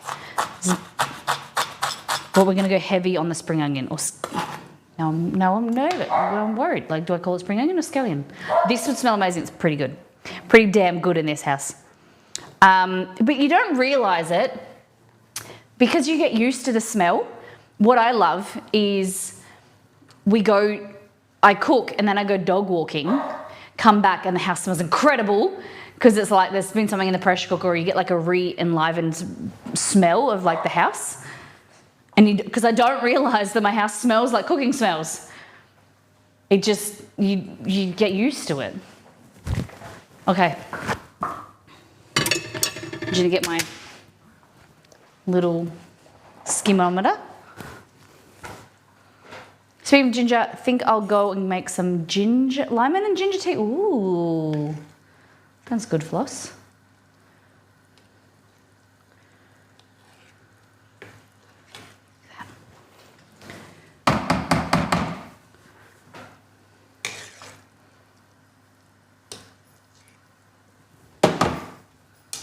Right, let's just give it a little.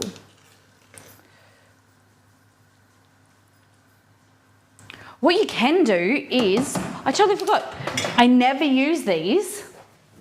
Hold on. Let me just get some Panadol while I'm here for my head. Ibuprofen, Nurofen. I'm gonna get ibuprofen.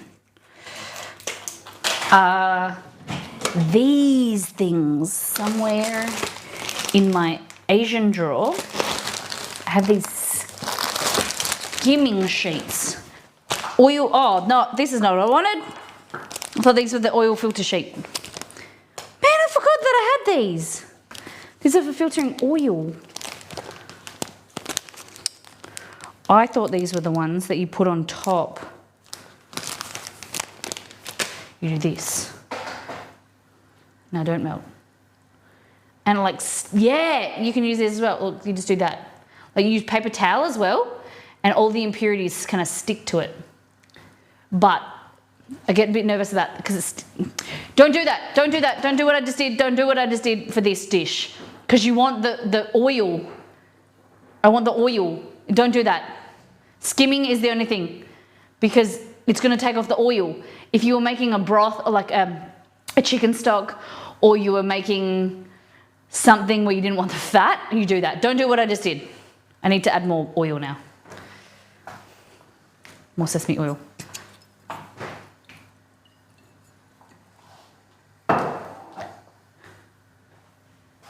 Oh, this? Yeah, that's my camera arm, sorry.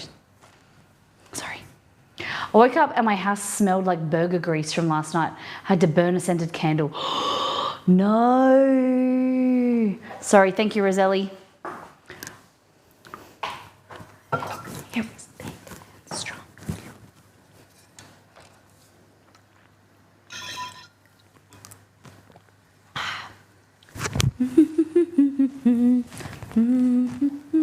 All right, oil is looking good. It's not smoking yet, and then we're going to pour it over. It was blocking the top pot. Didn't even realize. Okay. Last thing in here is 2 teaspoons of salt. This is important because it enhances the flavour, okay? 1, 2. All right, we can test the oil if it's hot enough. Yeah, okay, it's hot enough. Ready? Okay. Ready.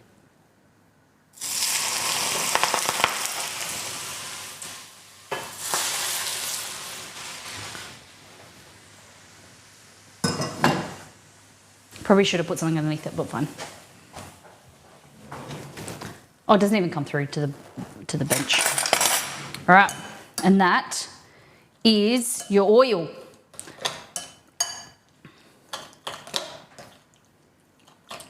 And you want to let that sit. So it's good to make the sauces in advance, like I said, so they can, like, flavors can meld. They go to the party and they get to know each other. Oh, it's so good. Yes. Yum, yum, yum. You need the salt, remember. The salt is important. This is like a very simple sauce, but it adds a lot of flavour. And you don't blend it up. You don't need to blend it up. Just leave it like that. You could if you wanted to, but it's nice having the flavoured oil, and you have the chunks of, like, the soft spring onion. Rasputin. Oh, now it's in there. Okay. How long do you think we've been cooking it for now? Coming from the person that should have put a temperature probe in there. I have this. All right. Oh, it's here. I bought this from Aldi ages ago. I don't know how to use it, and I threw out the instructions. It was $15. It's a temperature probe. The thing is, I do it differently. I use mortar and pestle. Yeah. Definitely do that. I hate my mortar and pestle because I hate cleaning it. Okay.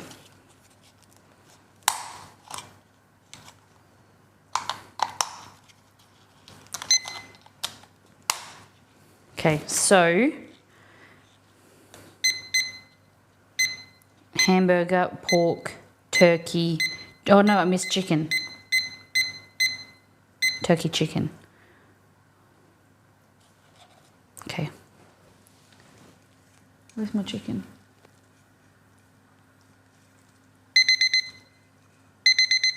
How do you know? What do you mean? How are you?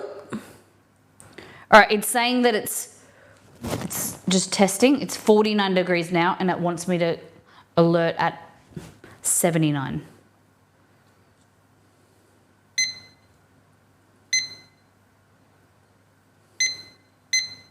Fahrenheit right now.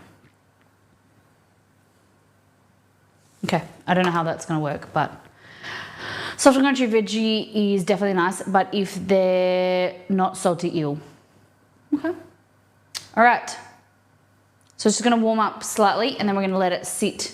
We're going to remove it from the poking liquid. We're going to put it in cold water. We want to ice shock it so it, like, softens it all down. Like the meat is then shocked, so it goes from warm, like hot, to then cold, and that's how you're going to preserve the beautiful. It's not going to continue to cook, and it's going to create really plump, juicy chicken. Cool. So we'll put that aside, and we'll make some more hot sauce.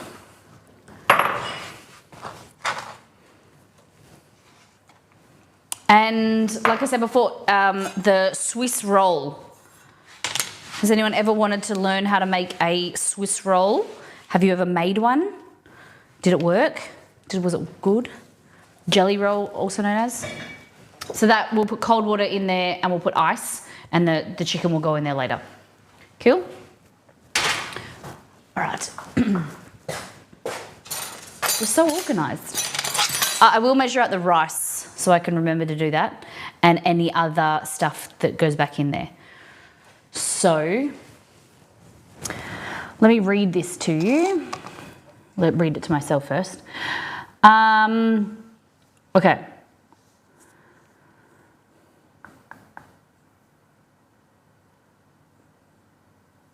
Okie dokie. So you want...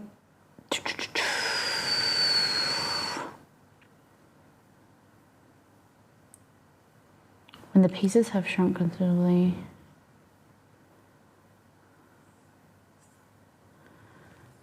Haven't made one of those years. Yeah, for years. More like decades, but yeah, would you make another one? Flossie?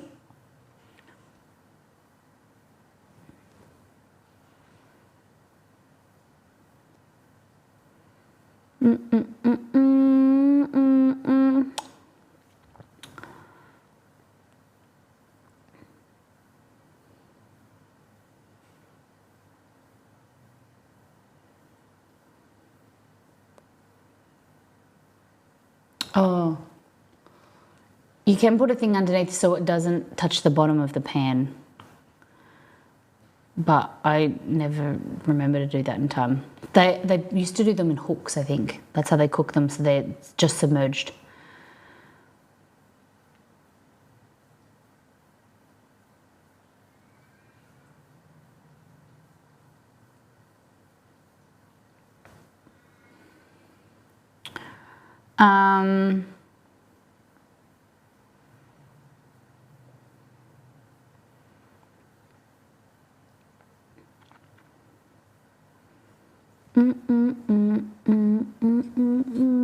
Okay.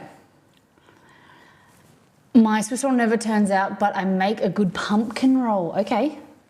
So what type of Swiss roll have you tried to make that didn't work out very well?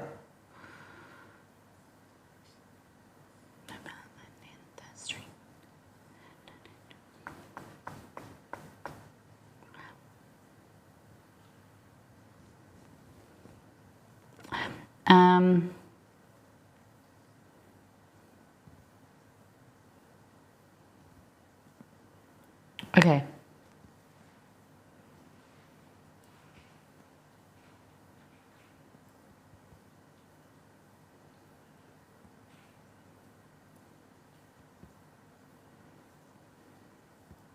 Hold on, I think I've done this wrong.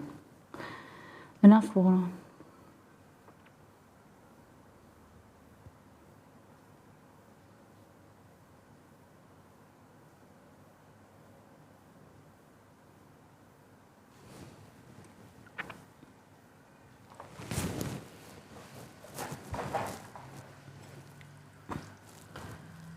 I think it's okay. It's all good. Oh, it tastes really good now. It's getting there. So it should say savory, like a, you know, your umami flavor, and then a little bit salty. Onion, a little bit of garlic. Tastes like a really nice chicken stock. All right.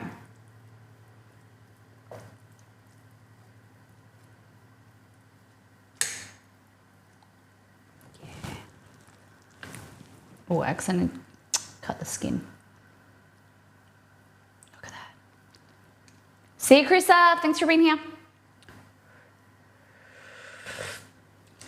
Yum. Okay. So next, we're gonna get ready for my hot sauce. Okay. So what we're gonna use, I'm calling it Molly Caliente. All right, so we want our chilies, our habaneros, apricots, lime juice, apple cider vinegar. I don't have agave. I'm going to use honey. Last time I used agave, but I don't think I have any. Cilantro, we don't have. So this is, I'm just reading the ingredients of like what's in the actual sauce. We're using coriander or cilantro, but not cilantro. C-U-L-A-N-T-R-O. Hey Google, what is the difference between cilantro and cilantro? See if it knows. On the website thespruceeats.com, they say cilantro is an herb that has a similar Oh, cilantro, is it? cilantro, Shit. but they are not the same plant.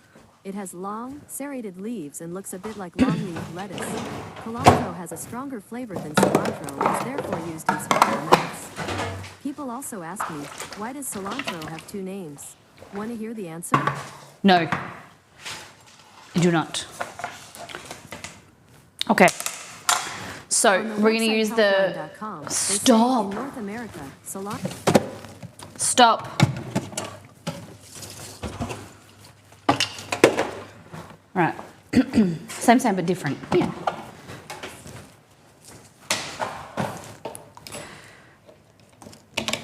Okay. So, into here, we're going to add a variety of chilies. I'm very nervous. Last time I used yellow habaneros, they only had red this time. So, I don't know the difference between this level of spice, but 2 cayenne chilies. Okay, 2 cayenne chilies. A jalapeno with seeds.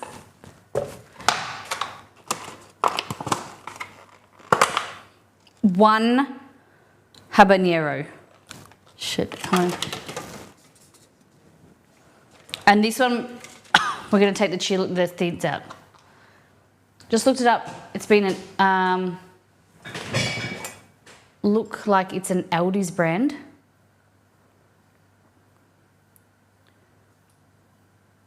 What are we talking about? The brand? Okay, on the outside, it's not spicy. So I can touch the outside of it, but that's the end of it. Peanut butter brand. Oh.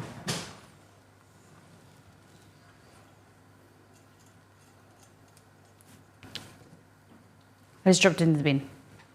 I should wear gloves. Okay.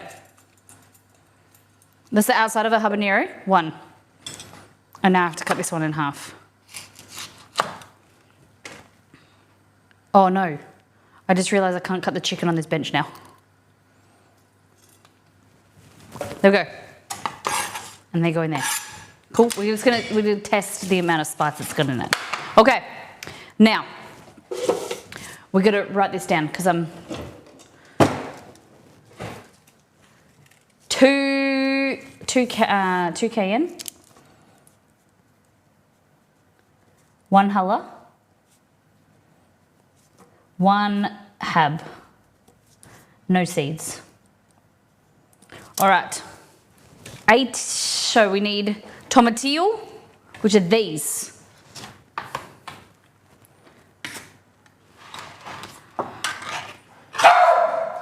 What are you doing, Romeo? Okay.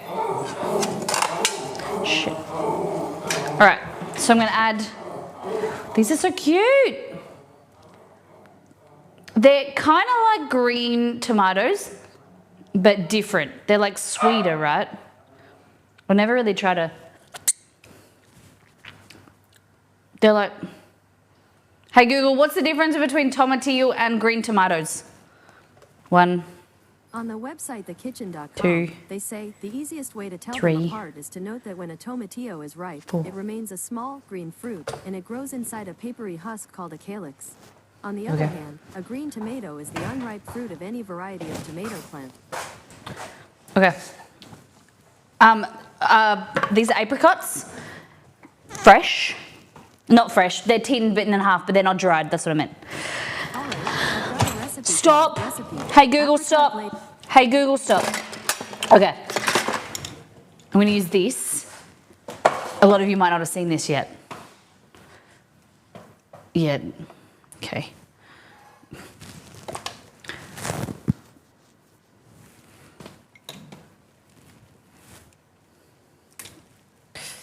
All right. We don't like this news then. Okay. This. Does anyone know what this is? This is a can opener.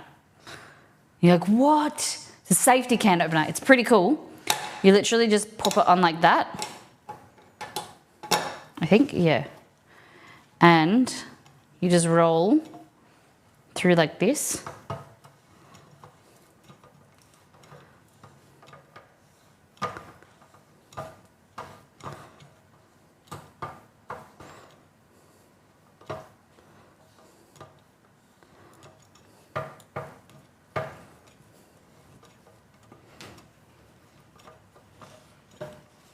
like that. And then you, hold on, disconnect it and it pops out like that.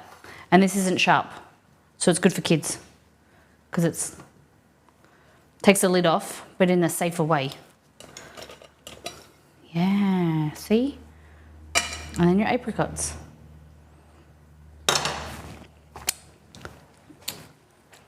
When I was a kid, my mum used to give me apricots like this or peaches, and then with a little bit of cream.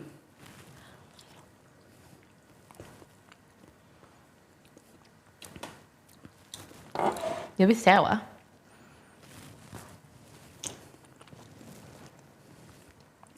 Okay.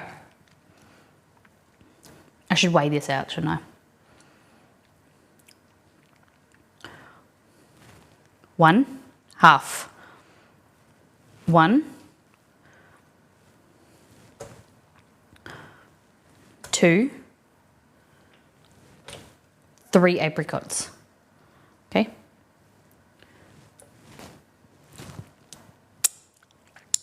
Peaches are better than apricots.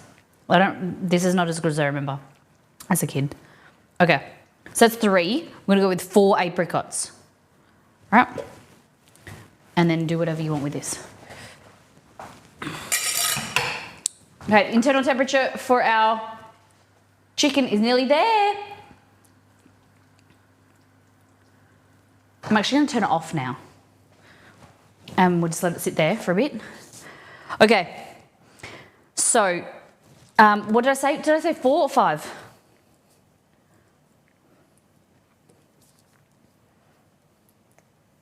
Halves. 4. Okay, 4. Cool. We need apple cider vinegar.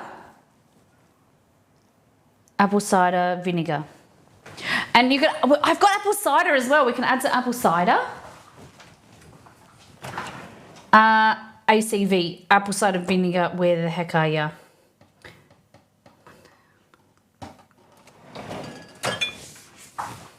Where have I put it? Okay. Don't break yourself up. If you're just joining us, we're making like a version of Los Calientes hot sauce, homemade version. Okay, so I'm gonna add 1/4 of a cup. 1/4 of a cup. I'm gonna go with that to start. Okay, 1/4 of a cup. Lime juice, 1/4 of a cup too.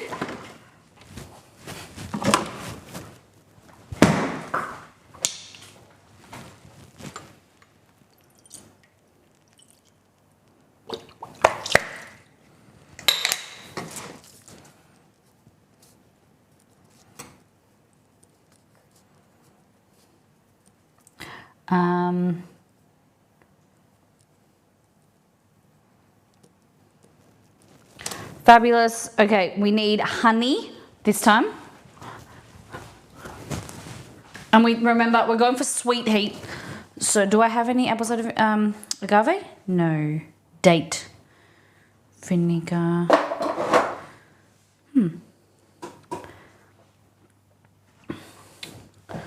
Nope.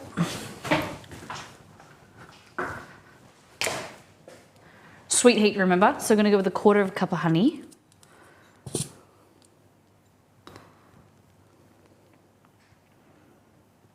The best type of can openers are an electric one that cuts it that way. Nice.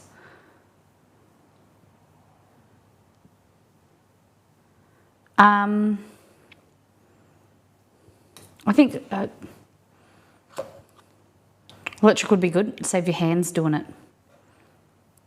And if it failed, everything fails. I've had manual and automatic versions of stuff, and everything gets used and abused and needs replacing after a while. It saves your hands. It's great. Okay. Should we add apple cider or nah? Just because I've got some in, because I've been doing recipe testing for apple cider donuts. Okay. Teaspoon of salt. I think I'm going to get that out now.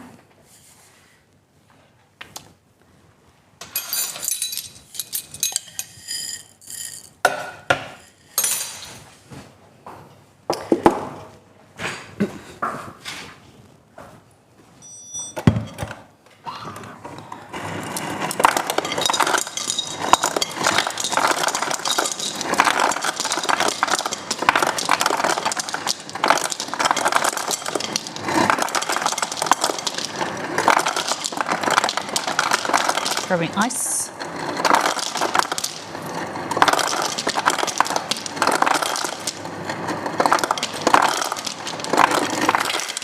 Oh, ice on the floor. Apple cider donuts.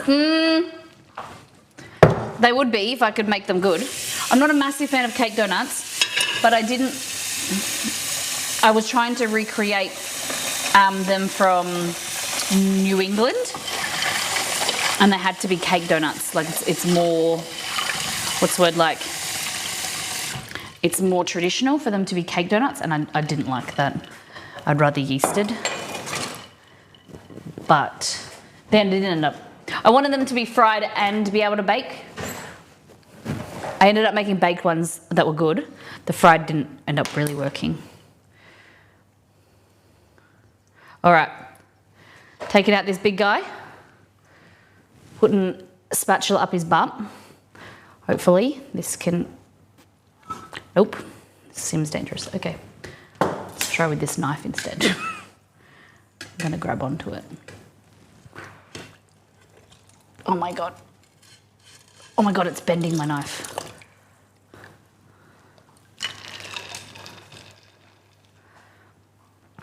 Oh.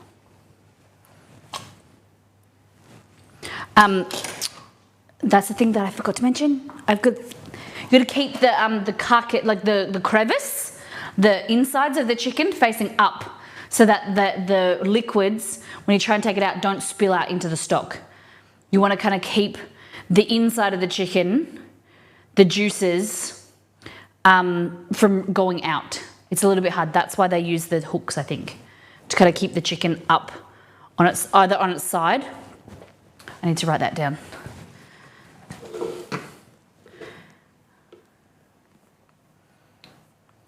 All these notes that I'm remembering.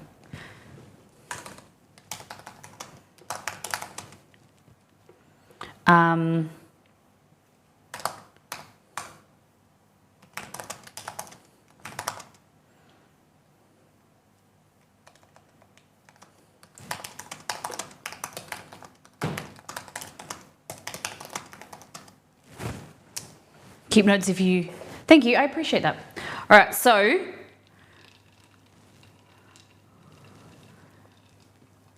So if I was... Like this liquid here is not going to come in contact with that broth. So when I pick this up and show you, it's very full. The liquid from the chicken inside, the juices are going to be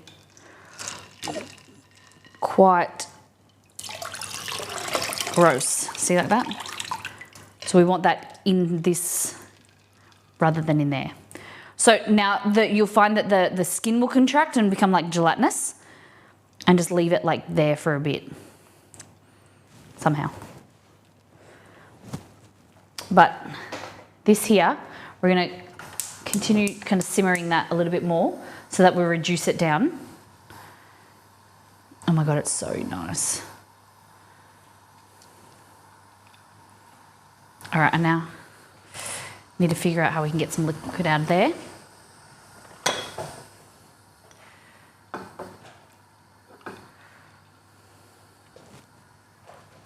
I'm just gonna...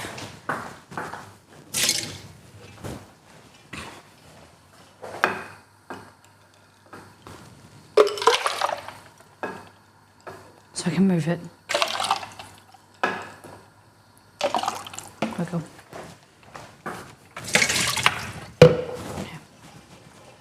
And I want to keep the breast especially submerged.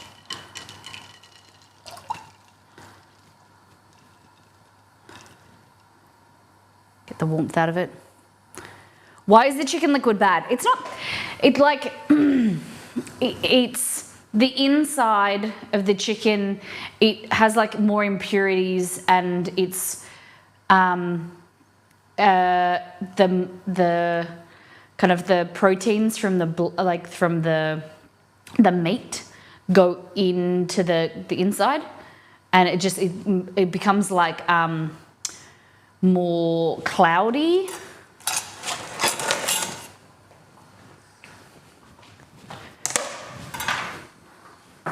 Do you know what I mean? Yeah, that's it. Yeah, that's it.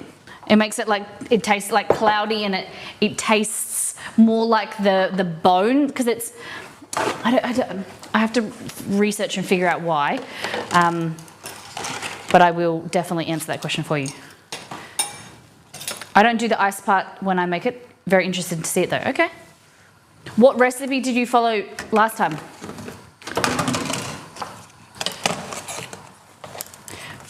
For the reason I do it is it slows down the cooking process, so that you make sure that the chicken stops cooking and it goes really nice and soft and plump. I had to never seen anyone do this way. Okay, we don't want to take it, like, we want to set it aside, and we don't want to get too cold. But the skin, I'll show you in a minute, the skin is tensed up, and it just creates, it's like more gelatinous, and it's beautiful. Very nice.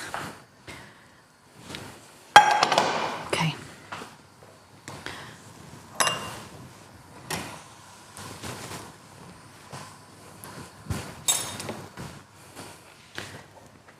I followed Marion's another MasterChef. Oh, yay, nice. Okay. Rice. So,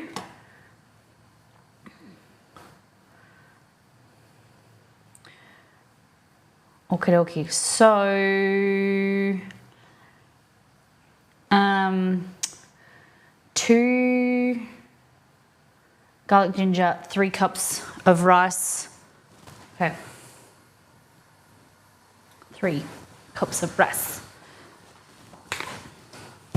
So now we're going to bring this to the boil, just slightly, to remove any impurities and kind of reduce it down a little bit.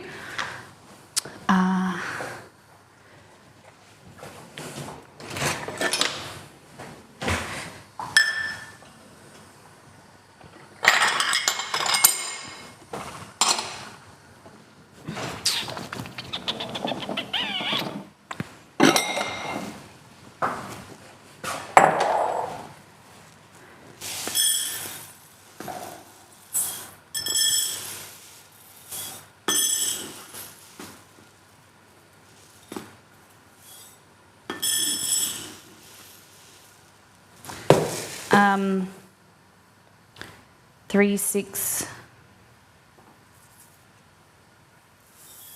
There we go. I only got 3/4 of a cup, so I had to work it out.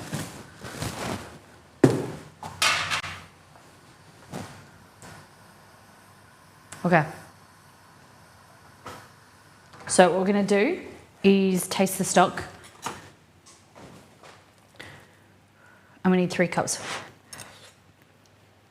Ooh. And add a little bit of extra salt.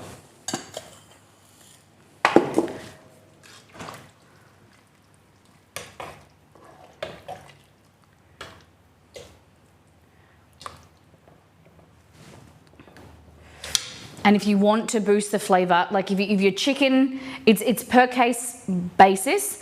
Like if you want to, if your chicken is like a little bit lesser quality, or you've got a lot of stock and it's not diluted, like it's too diluted, you want to add some more flavor, add a teaspoon of chicken stock powder, or I'm just going to add a little bit of MSG.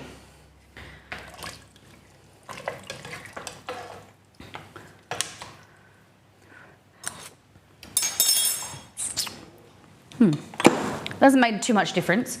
The stock is very, very nice. Now, we're going to have to cook. I haven't made rice in a saucepan for such a long time. I need to read the instructions because I haven't done it. Like, I do it in the pressure cooker now. If you know, you know. Okay.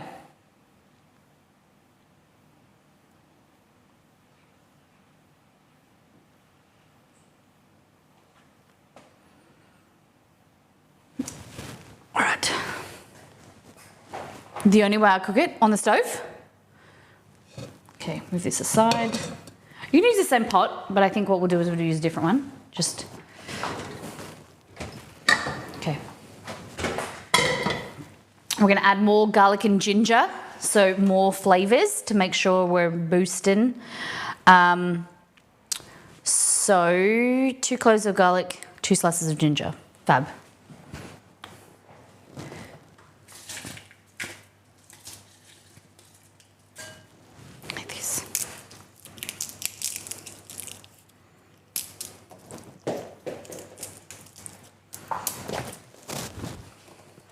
I don't have a pressure cooker, although Aldi has one coming on special.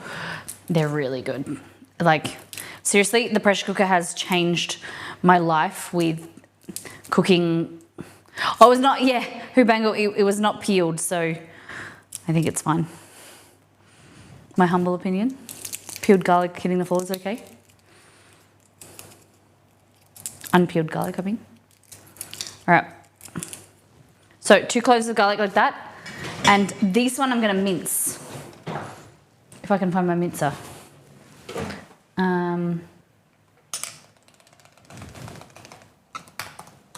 Just to make sure we've got more Allicin, we've got more flavour.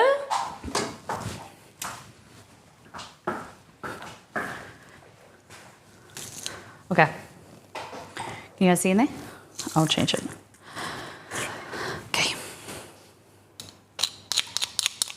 Garlic and some ginger.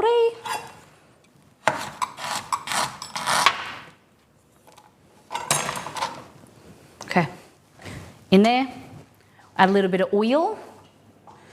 We're not going to use olive oil, which I was going to do. Hainanese chicken. Okay, so about 1 to 2 teaspoons of oil. Like this.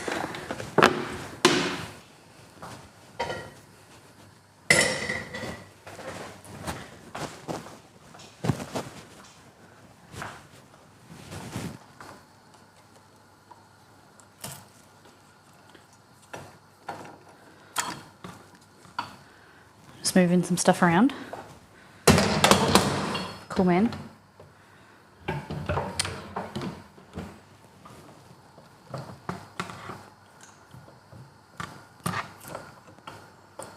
You guys can't see that, can you?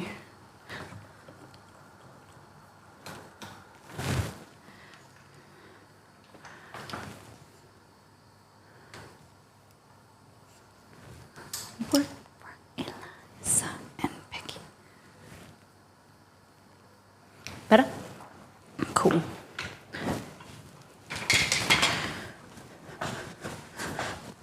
There we go.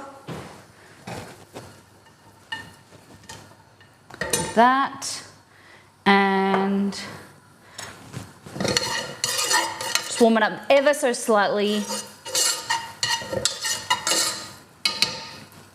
We'll add a teaspoon of salt.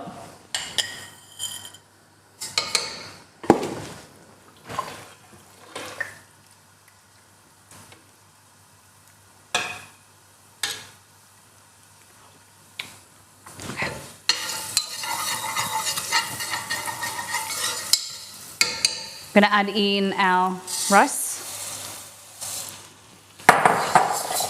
I already know I've added way too much rice because, well, Exceed and I'll eat it over the weekend, but I'm like, for us, this is like a family meal, but it's probably a bit too much rice. I think that's turkey. I don't know, from like a chicken feeds, I think a whole chicken feeds 4 people. if that. Depending on like how much you take off the chicken, 3 to 4 people. So I think 3 cups might be too much. It's gonna make so, but the rice is delicious on its own.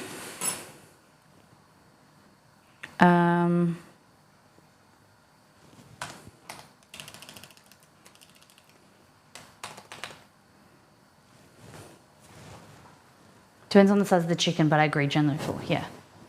All right, so we're just kind of like cooking this a little bit just to like kind of toast it up.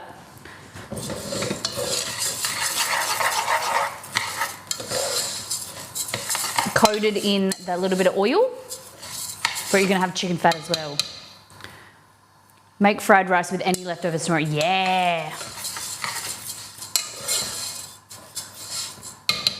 Okay, so just do that, and then I'm just gonna figure out how I can ladle. If I had a ladle, where would I be? Cool. And then I want this.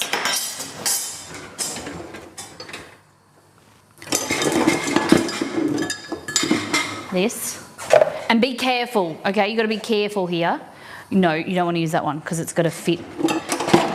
I don't have like a pot or something that I can measure this properly. Let's do this. Okay, ready?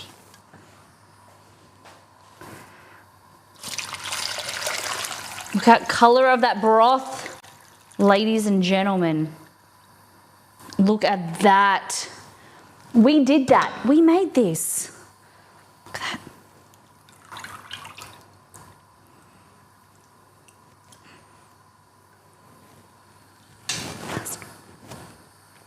So it's 4 cups, and you want, see all the fat at the top, the chicken fat, that's what you want in there.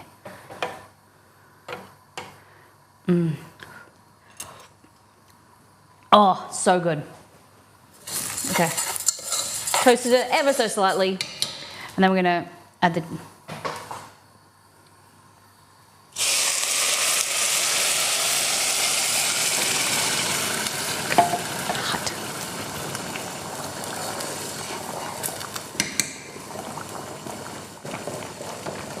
go down, lower it.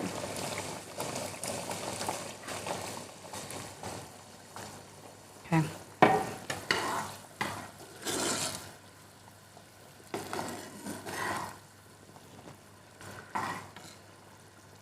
It would be crazy if you're doing that in a day.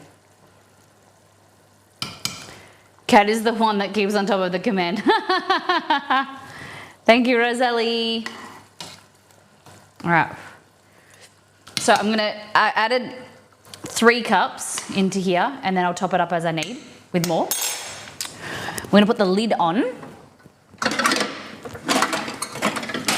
Is this the right lid? No. If I had a bigger lid, where would I be? Where would I be? Where would I be?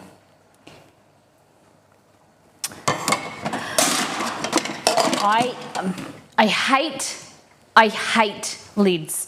I hate lids because you can never find the right size, you never need them, but when you need them, they need to be stored and they need to be accessible. Like,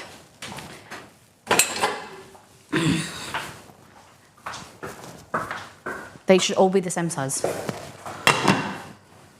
There we go. Let that simmer and basically cook the rice, the chicken. It's gonna be delicious. All right, so I'm gonna rinse this off. Not rinse it, just pour it off.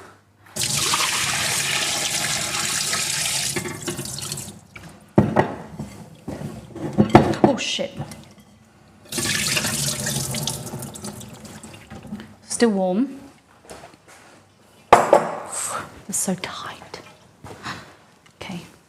The skin is like, oh my God, just, oh God, I know it's gonna be amazing. Okay. We're just gonna move this to the side. So you can see this chicken.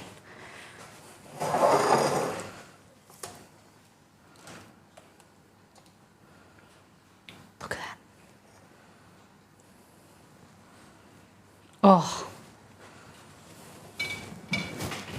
just insane in the membrane. Oh, it's so beautiful. So we'll slice it and then serve it later. But that's just magical. It's so good. It's got like slight brown tinge to it because it's cooked in the broth. Nice plump and juicy flesh. Oh, it's going to be amazing. I'm so excited. So excited. And then it's going to have this. This is our ginger and spring onion oil. It just gets better with time. And then this. Oh, I told you. They just get better sitting there. Oh, yum. How hot is too hot to toast the rice? You just want to like put it on medium heat and just toast it for like 2 to 3 minutes. You don't want to add any color or anything. Oh, so good. So ideally, I would have done this quicker, cook the rice, and it would be like nearly there and ready to serve. So just keep this warm. Oh, yes. So I'm hoping if it all works well, I might need to rewrite the steps to make them more succinct than what I'm doing today, because I haven't made it in a long time. I'm doing a bit of naughty and not following it as closely as I should. So, and things that I'm picking up today that I'll do differently. But I'm hoping I can get up on by Monday. Okay. So back to this. We want to add our coriander or cilantro, fresh.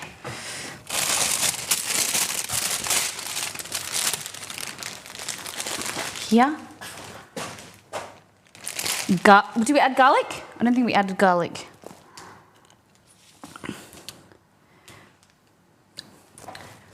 Half a teaspoon of cumin. Half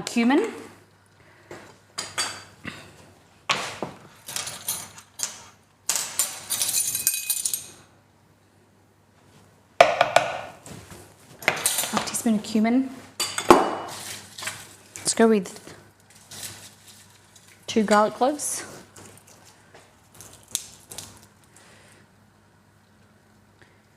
This burner is too hot. It's like basically boiling the rice. So we'll see. Might need to add more. Might make the stock evaporate quicker because it should be like more gentle. But you guys can see it. So it's the price I have to pay sometimes. The leftmost burner is better for viewing, but it's a bit too strong sometimes for cooking.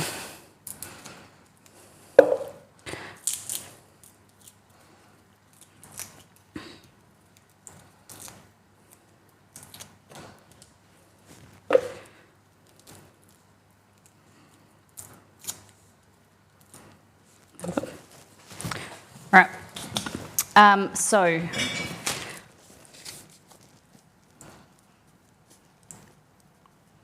I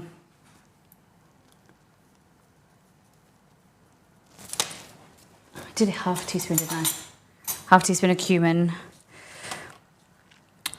I don't know if I added. Yeah, there's salt. Looks like there's salt in there. Okay. So coriander, we're going to add that much, which is like 5 tablespoons. I didn't even think to ask how you're doing today. I'm good. Thank you for asking. I'm doing all right. Better now. I had a bit of a crappy start to my morning. Waking up, had a bit of a nightmare, but yeah, I'm all right. Thank you for asking. Let's go with 1/3 to 1/2 cup coriander.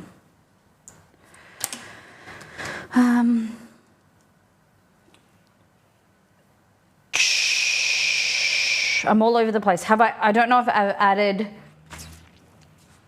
have I added lime juice? celery salt, half a teaspoon. I have added lime juice, okay. And now blend it. We're gonna blend it. We're gonna add some water, possibly, once we find the lid.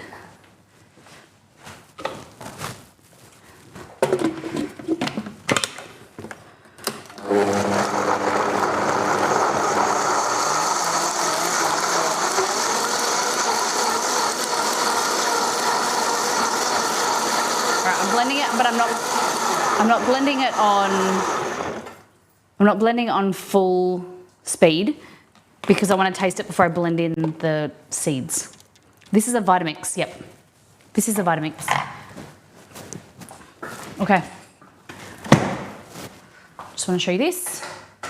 The rice, it's not fully done. Where's my spoon?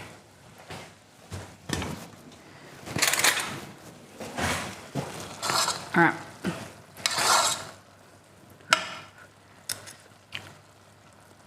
Okay, we're gonna add, oh my God, that tastes amazing. So I'm gonna add another half a cup of liquid.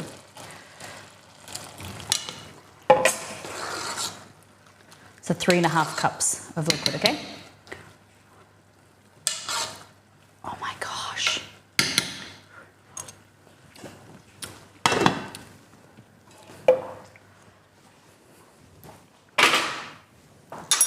Magnifique. Okay. Now we try this. This is nerve-wracking.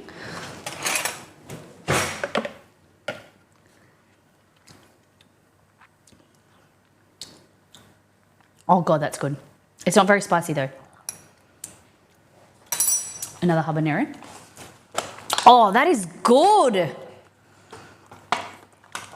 Oh, do I want to add more hot sauce? It's quite nice as it is.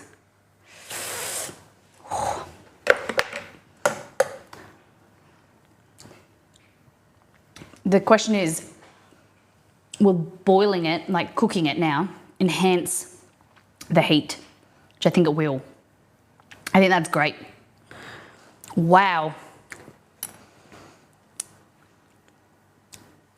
Oh, that's like a good everyday hot sauce on tacos. It's flavorful. It's like vibrant.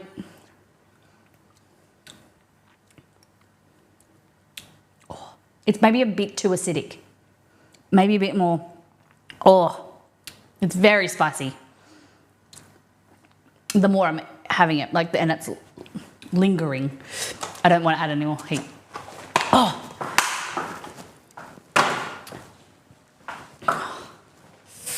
Maybe more honey, more apricots, maybe apricots.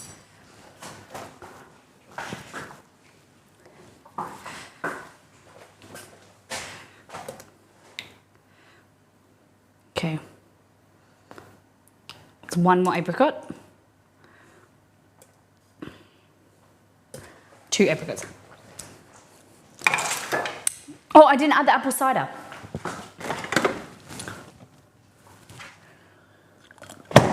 This is very diluted. I gave this to Exceed last night and didn't want it. It had ice in it.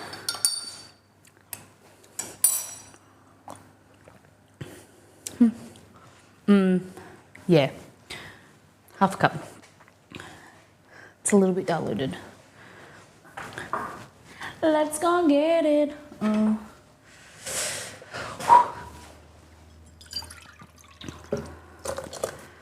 Okay. Are you ready, gang? I'm gonna add a little bit of extra salt. I'm running out of salt.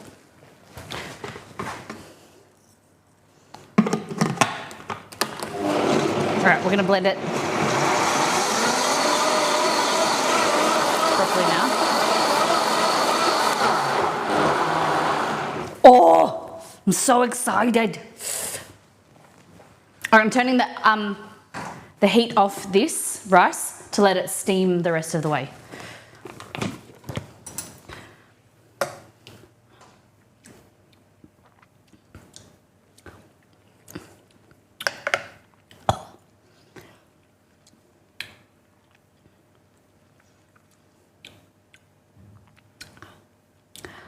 can't taste it. It's too spicy. All right, well, let's cook it and see what we get from that. Oh, it's really good. Oh, but it's very burning my mouth.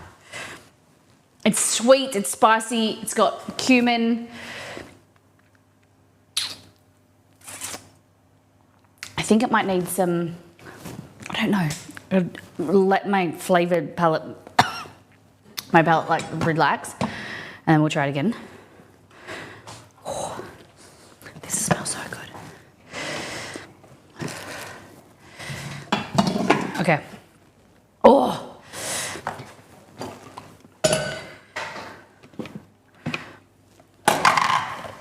Use all different types of saucepans today. Big ones, small ones, some as big as your head.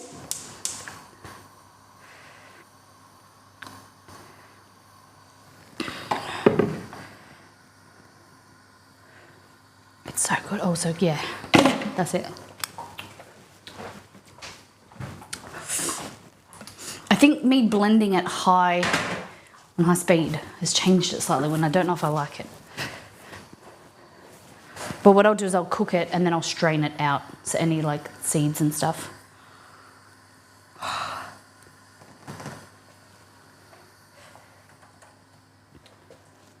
So you want to add heat to kill bacteria and like kind of let the flavours meld.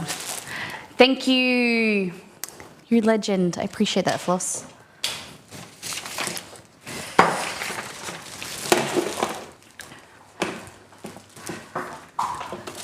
What's alive? Okay.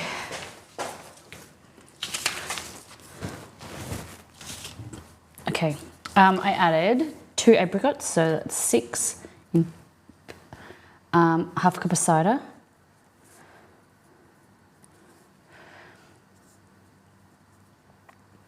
And added a pinch of salt.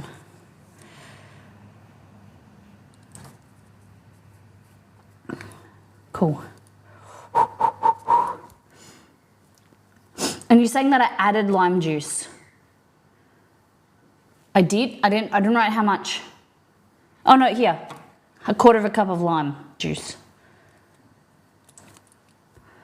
Apple cider vinegar. Cool.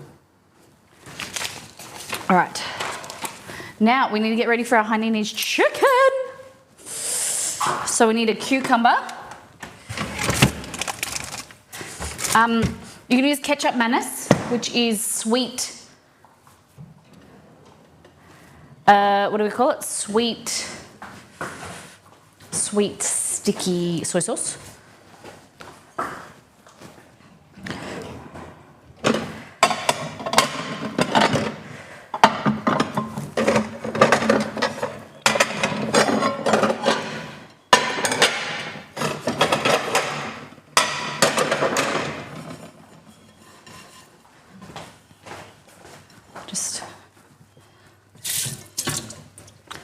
I want to use this plate. What?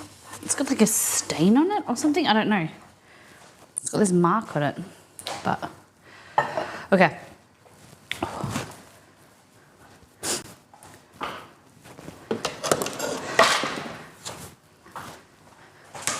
So, cucumber. I am aware that I cut habanero with this, so I've got to be careful.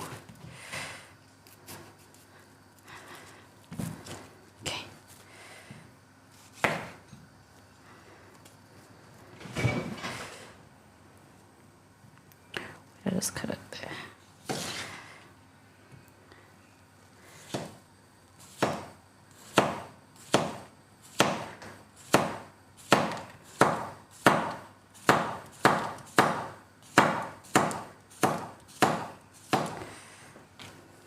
Right. No one's in this music video. I don't know if I have. Are you done? Are you finished cooking? I knew I need to leave it for longer. Is a flour or cornstarch slurry good to use for any style of cooking sauces? Say this sauce with the acidic base, better to use to thicken. In terms of like what I don't really, in any type of cooking, I don't know.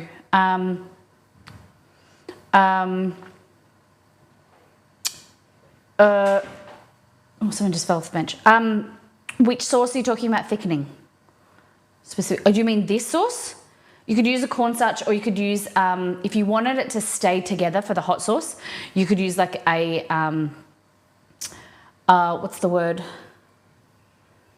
Not a tapioca starch. I'm thinking of, to prevent it from splitting as well.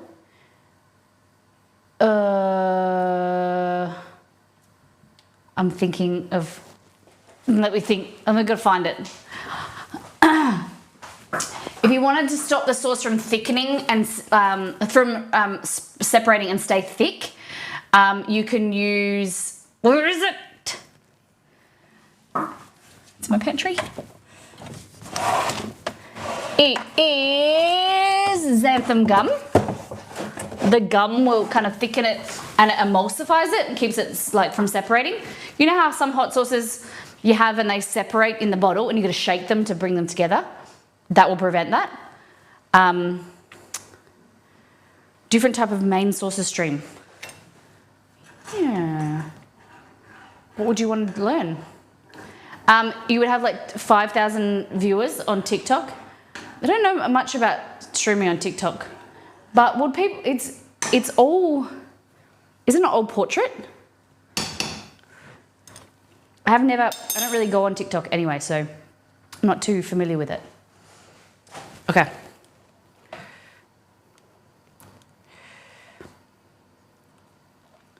Trying to make sure. Okay.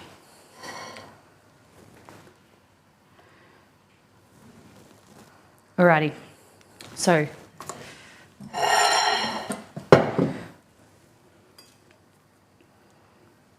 Please forgive me with these. I'm going back to my other stand. Short form content anyway. Yeah, I don't think people are going to sit and watch me on their phone on like portrait mode. I don't know how many people watch on my mobile anyway. All right, look at this rice. Look at that. It's so fluffy.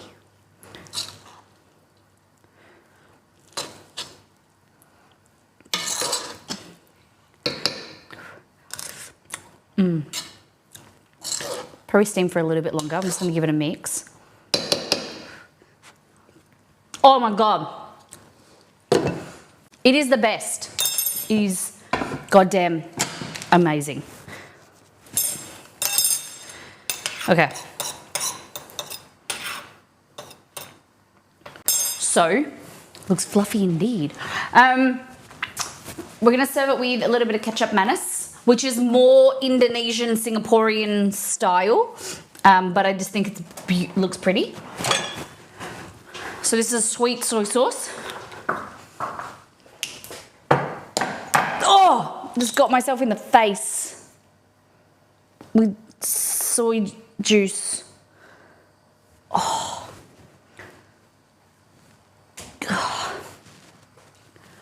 I'm gonna have brown eyes tomorrow. No more green eyes. Gonna be brown eyes. I'm gonna have soy eyes, like soy eggs. Okay.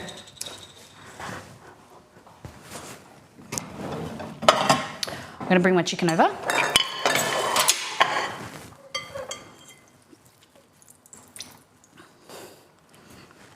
Oh, you okay? I'm all good. Thank you. Look at this chicken.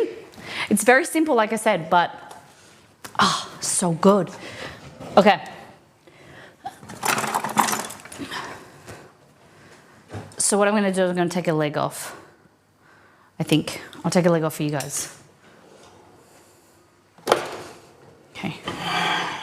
So literally go like this. And you don't really need to do much work, okay? If the chicken is cooked nicely, you should just be able to rock it like that. The skin should be like pink, like blush color. If it's brown or grey, it means your chicken is overcooked. Check your internal temperature.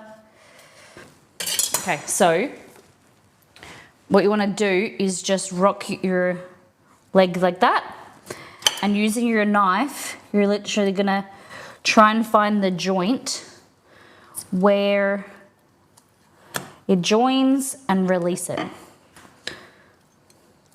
Like that. Undo it. Like that. And then make sure you cut the skin. Look at that. Isn't that so good? Juicy.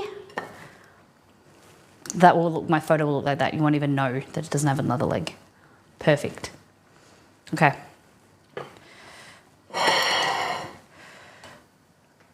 Good looking Maryland, yes. Turning the hot sauce off. Okay. Push this away. Grab your rice. And we're just gonna scoop it in here. Oh, I'm so excited.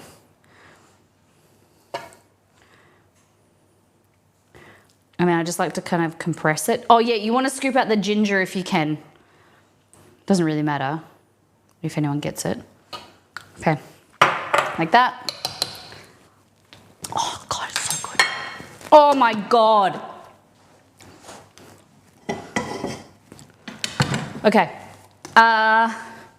with a hand, or I use this, kind of just press that in there, like that. This is just for presentation, you don't have to worry about doing this. Press it in, like that. Probably put this on here first, but damn it!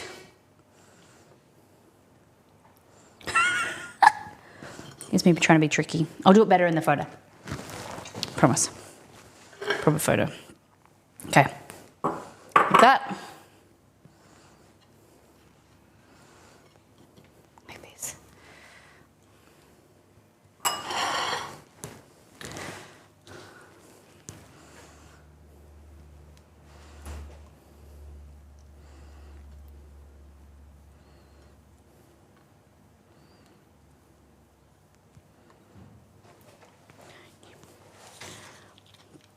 Look at this.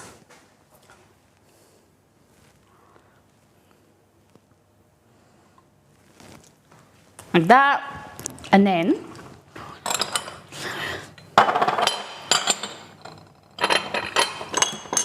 what have I got that's matching? Why does nothing match when I want it to match? Okay. Like this. Maybe a bigger plate. Okay. Give it a mix.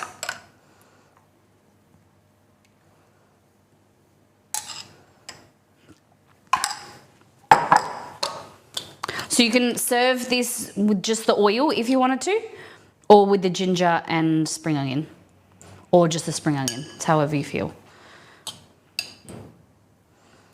Okay, ladies and gentlemen. Oh, this is Hainanese chicken. You can do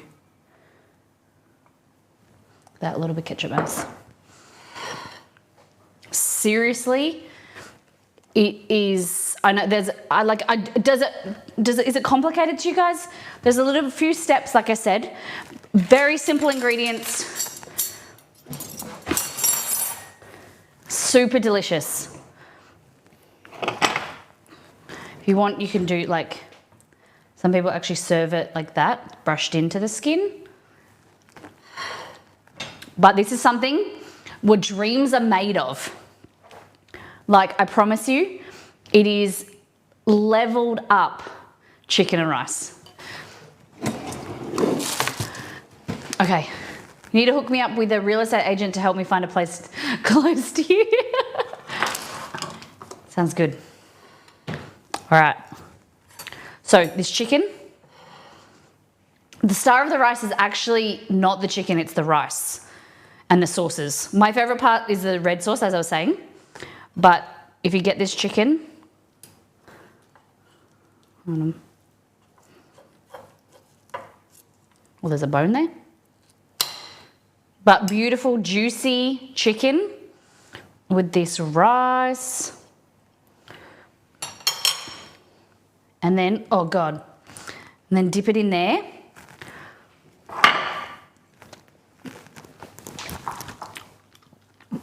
Oh my God. It's so good. But then what I usually do, I don't really use a Maryland, I use a Hokero pot. Okay, so like it's blush, it's cooked, slightly pink because it's just cooked, and it is so moist.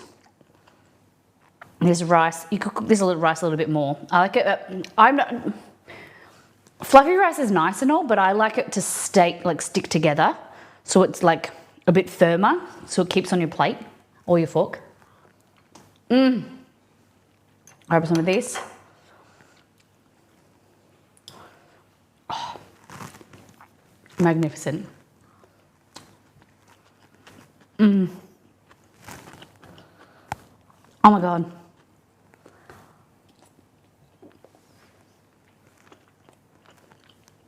It's like wholesome in a bowl, on a plate. It's so good.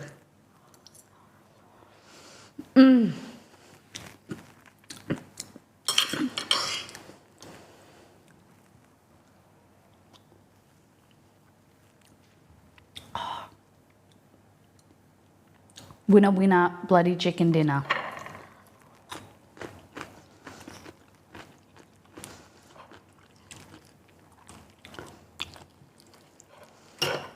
The breast is good because it you can slice it and it looks nicer presented. Would you guys make this? Will you make it? What do you think? What are your hesitations? What are your questions? Because I want to answer them in the post. There you go, a savoury recipe for the website.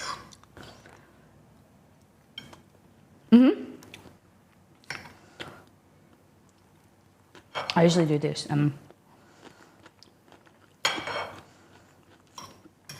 guys. Oh. Oh. I just drip it on the top.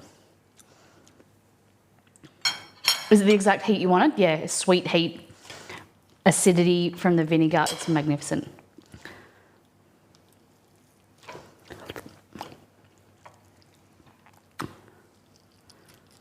All right, let me just take this wing off.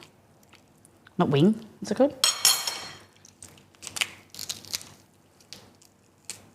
Oh,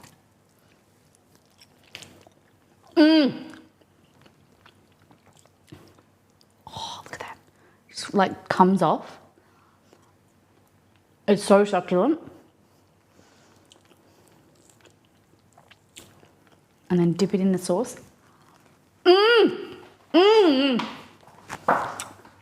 Guys, I don't even want to do Swiss roll anymore. I just want to sit down and eat this. Oh. Oh my God. Oh.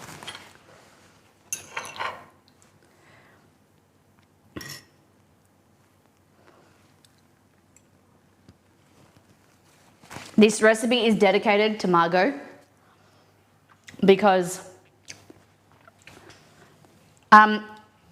Margot, you made me remind me of this dish.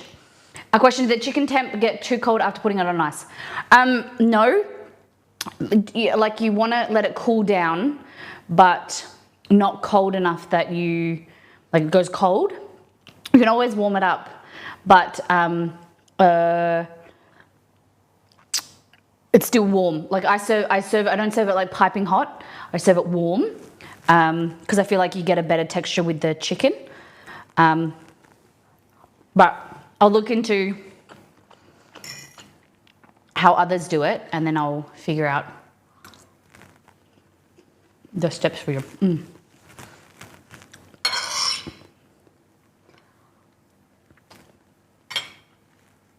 Don't make myself now eagerly waiting the recipe. Yes.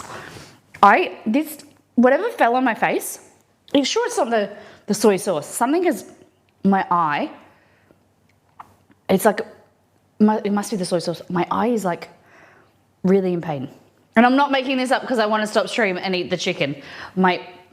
It's like starting to feel like it's swelling. I have to go and wash it out. Oh, yeah. You won't regret it. Everyone order yourself a whole chicken now. And if you don't want to do it with a whole chicken, it can easily be done. I wouldn't recommend like old drumsticks because I don't feel like it's as, like the breast is beautiful eating it like this, or thigh, like a Maryland, which has the thigh and the bone, the breast, the thigh and the drumstick. If you didn't go whole chicken, I would recommend doing Marylands or thighs. A breast, you can use a breast, but you got to go really low. You want to cook the stock first, or like poach the chicken breast in there slightly until they're just done. Remove them, then boil down the stock because you need time for the onions and the garlic and ginger and stuff to like flavor the broth. And so that's why you're cooking the chicken for like 45 minutes, an hour, until enough time to cook, everything and make it all flavorful. A Maryland is what we call a chicken thigh with a chicken thigh with a drumstick attached. It's like one big piece of chicken. So it's like when you cut, what I just did then, like it's when you cut the chicken down the side here, and you've got the leg and the thigh all attached. We call it a chicken Maryland. It's delicious. I don't know where it got its... I don't remember how it got its name. I don't think it's got anything to do with Maryland. Maryland, sorry.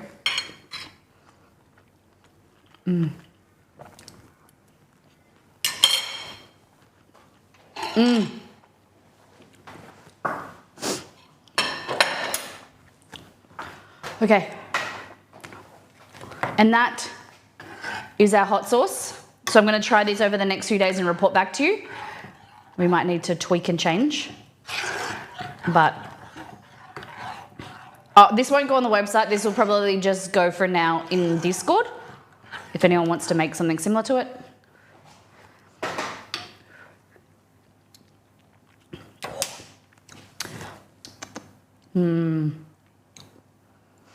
I think it needs more acidity. I think I ruined it. I put too much sweetness.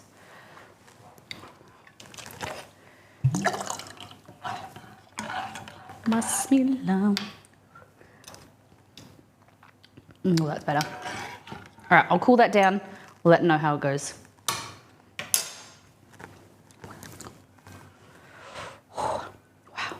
I googled it and sadly it's not because it looks like a Maryland, but America has their own chicken Maryland, which is chicken and banana. Huh?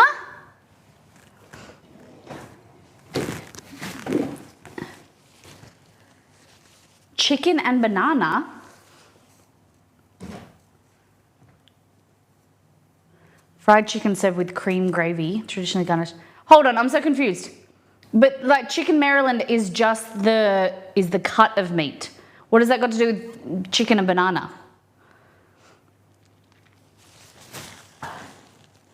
Like chicken Maryland is not a dish.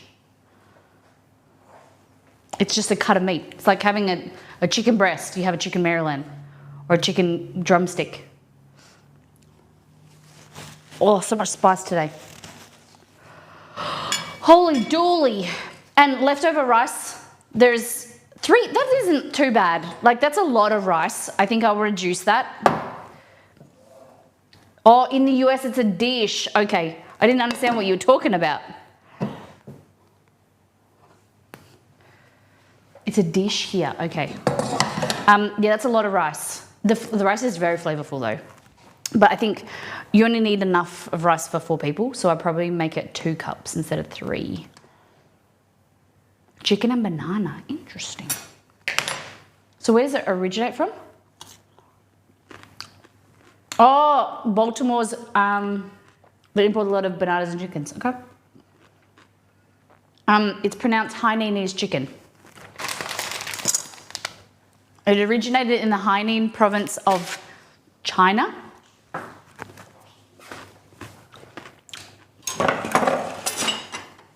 And then, with these sauces, you just eat the leftover rice with these sauces. And this sauce, red sauce on everything.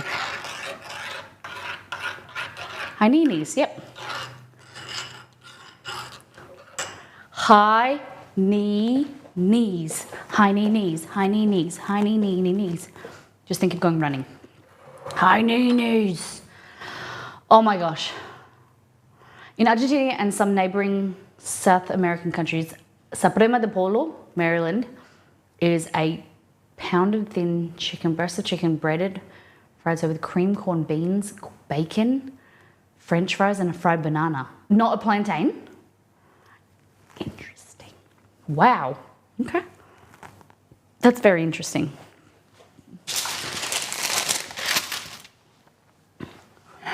Evil Candy Girl, thank you so much for the bits. Guys, thank you for being here today. I hope you enjoyed it, and I'm very excited to get working on the photos and getting the recipe written up.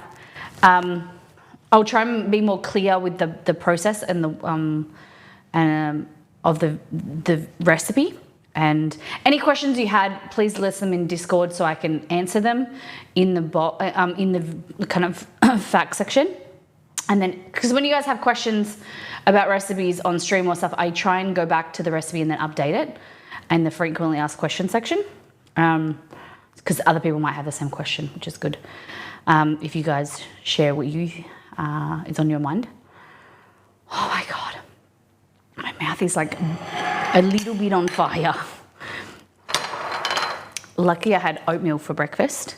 Give me something to like line my tummy. Except to Lucky right now.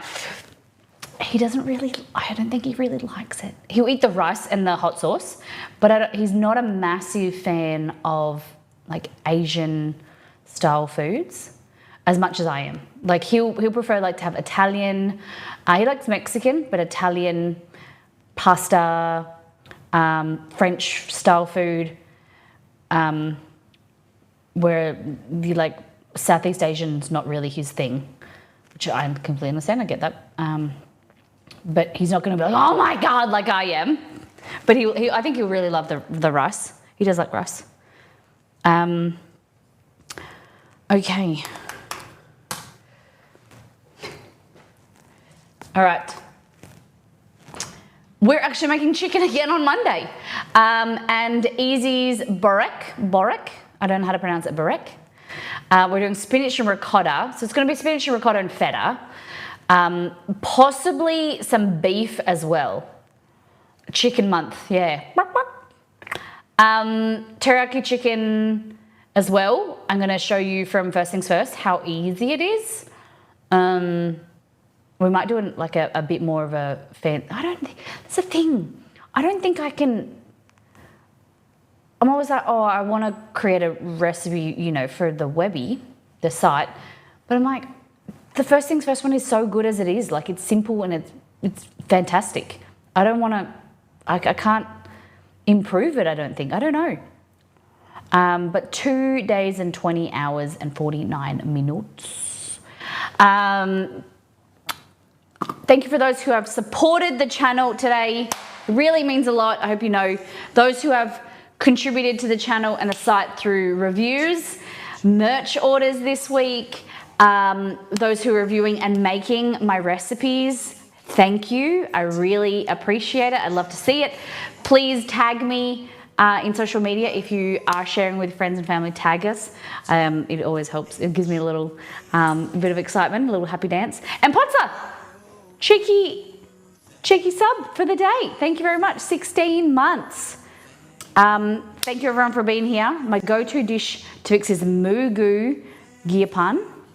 I've never heard of that. What is that? What's up? It is you. Thank you very much.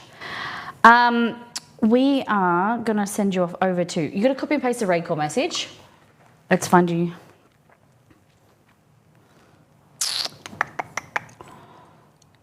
Who's cooking? Control. Hey, Ed, thank you very much for copying it. Oh, saying hello. Hello, Jess. You want chicken? Chicken, celery, green peppers, and mushrooms. Oh, okay. Different. Let's send you off over to Animal Crossing dessert. Okay, ginger crush.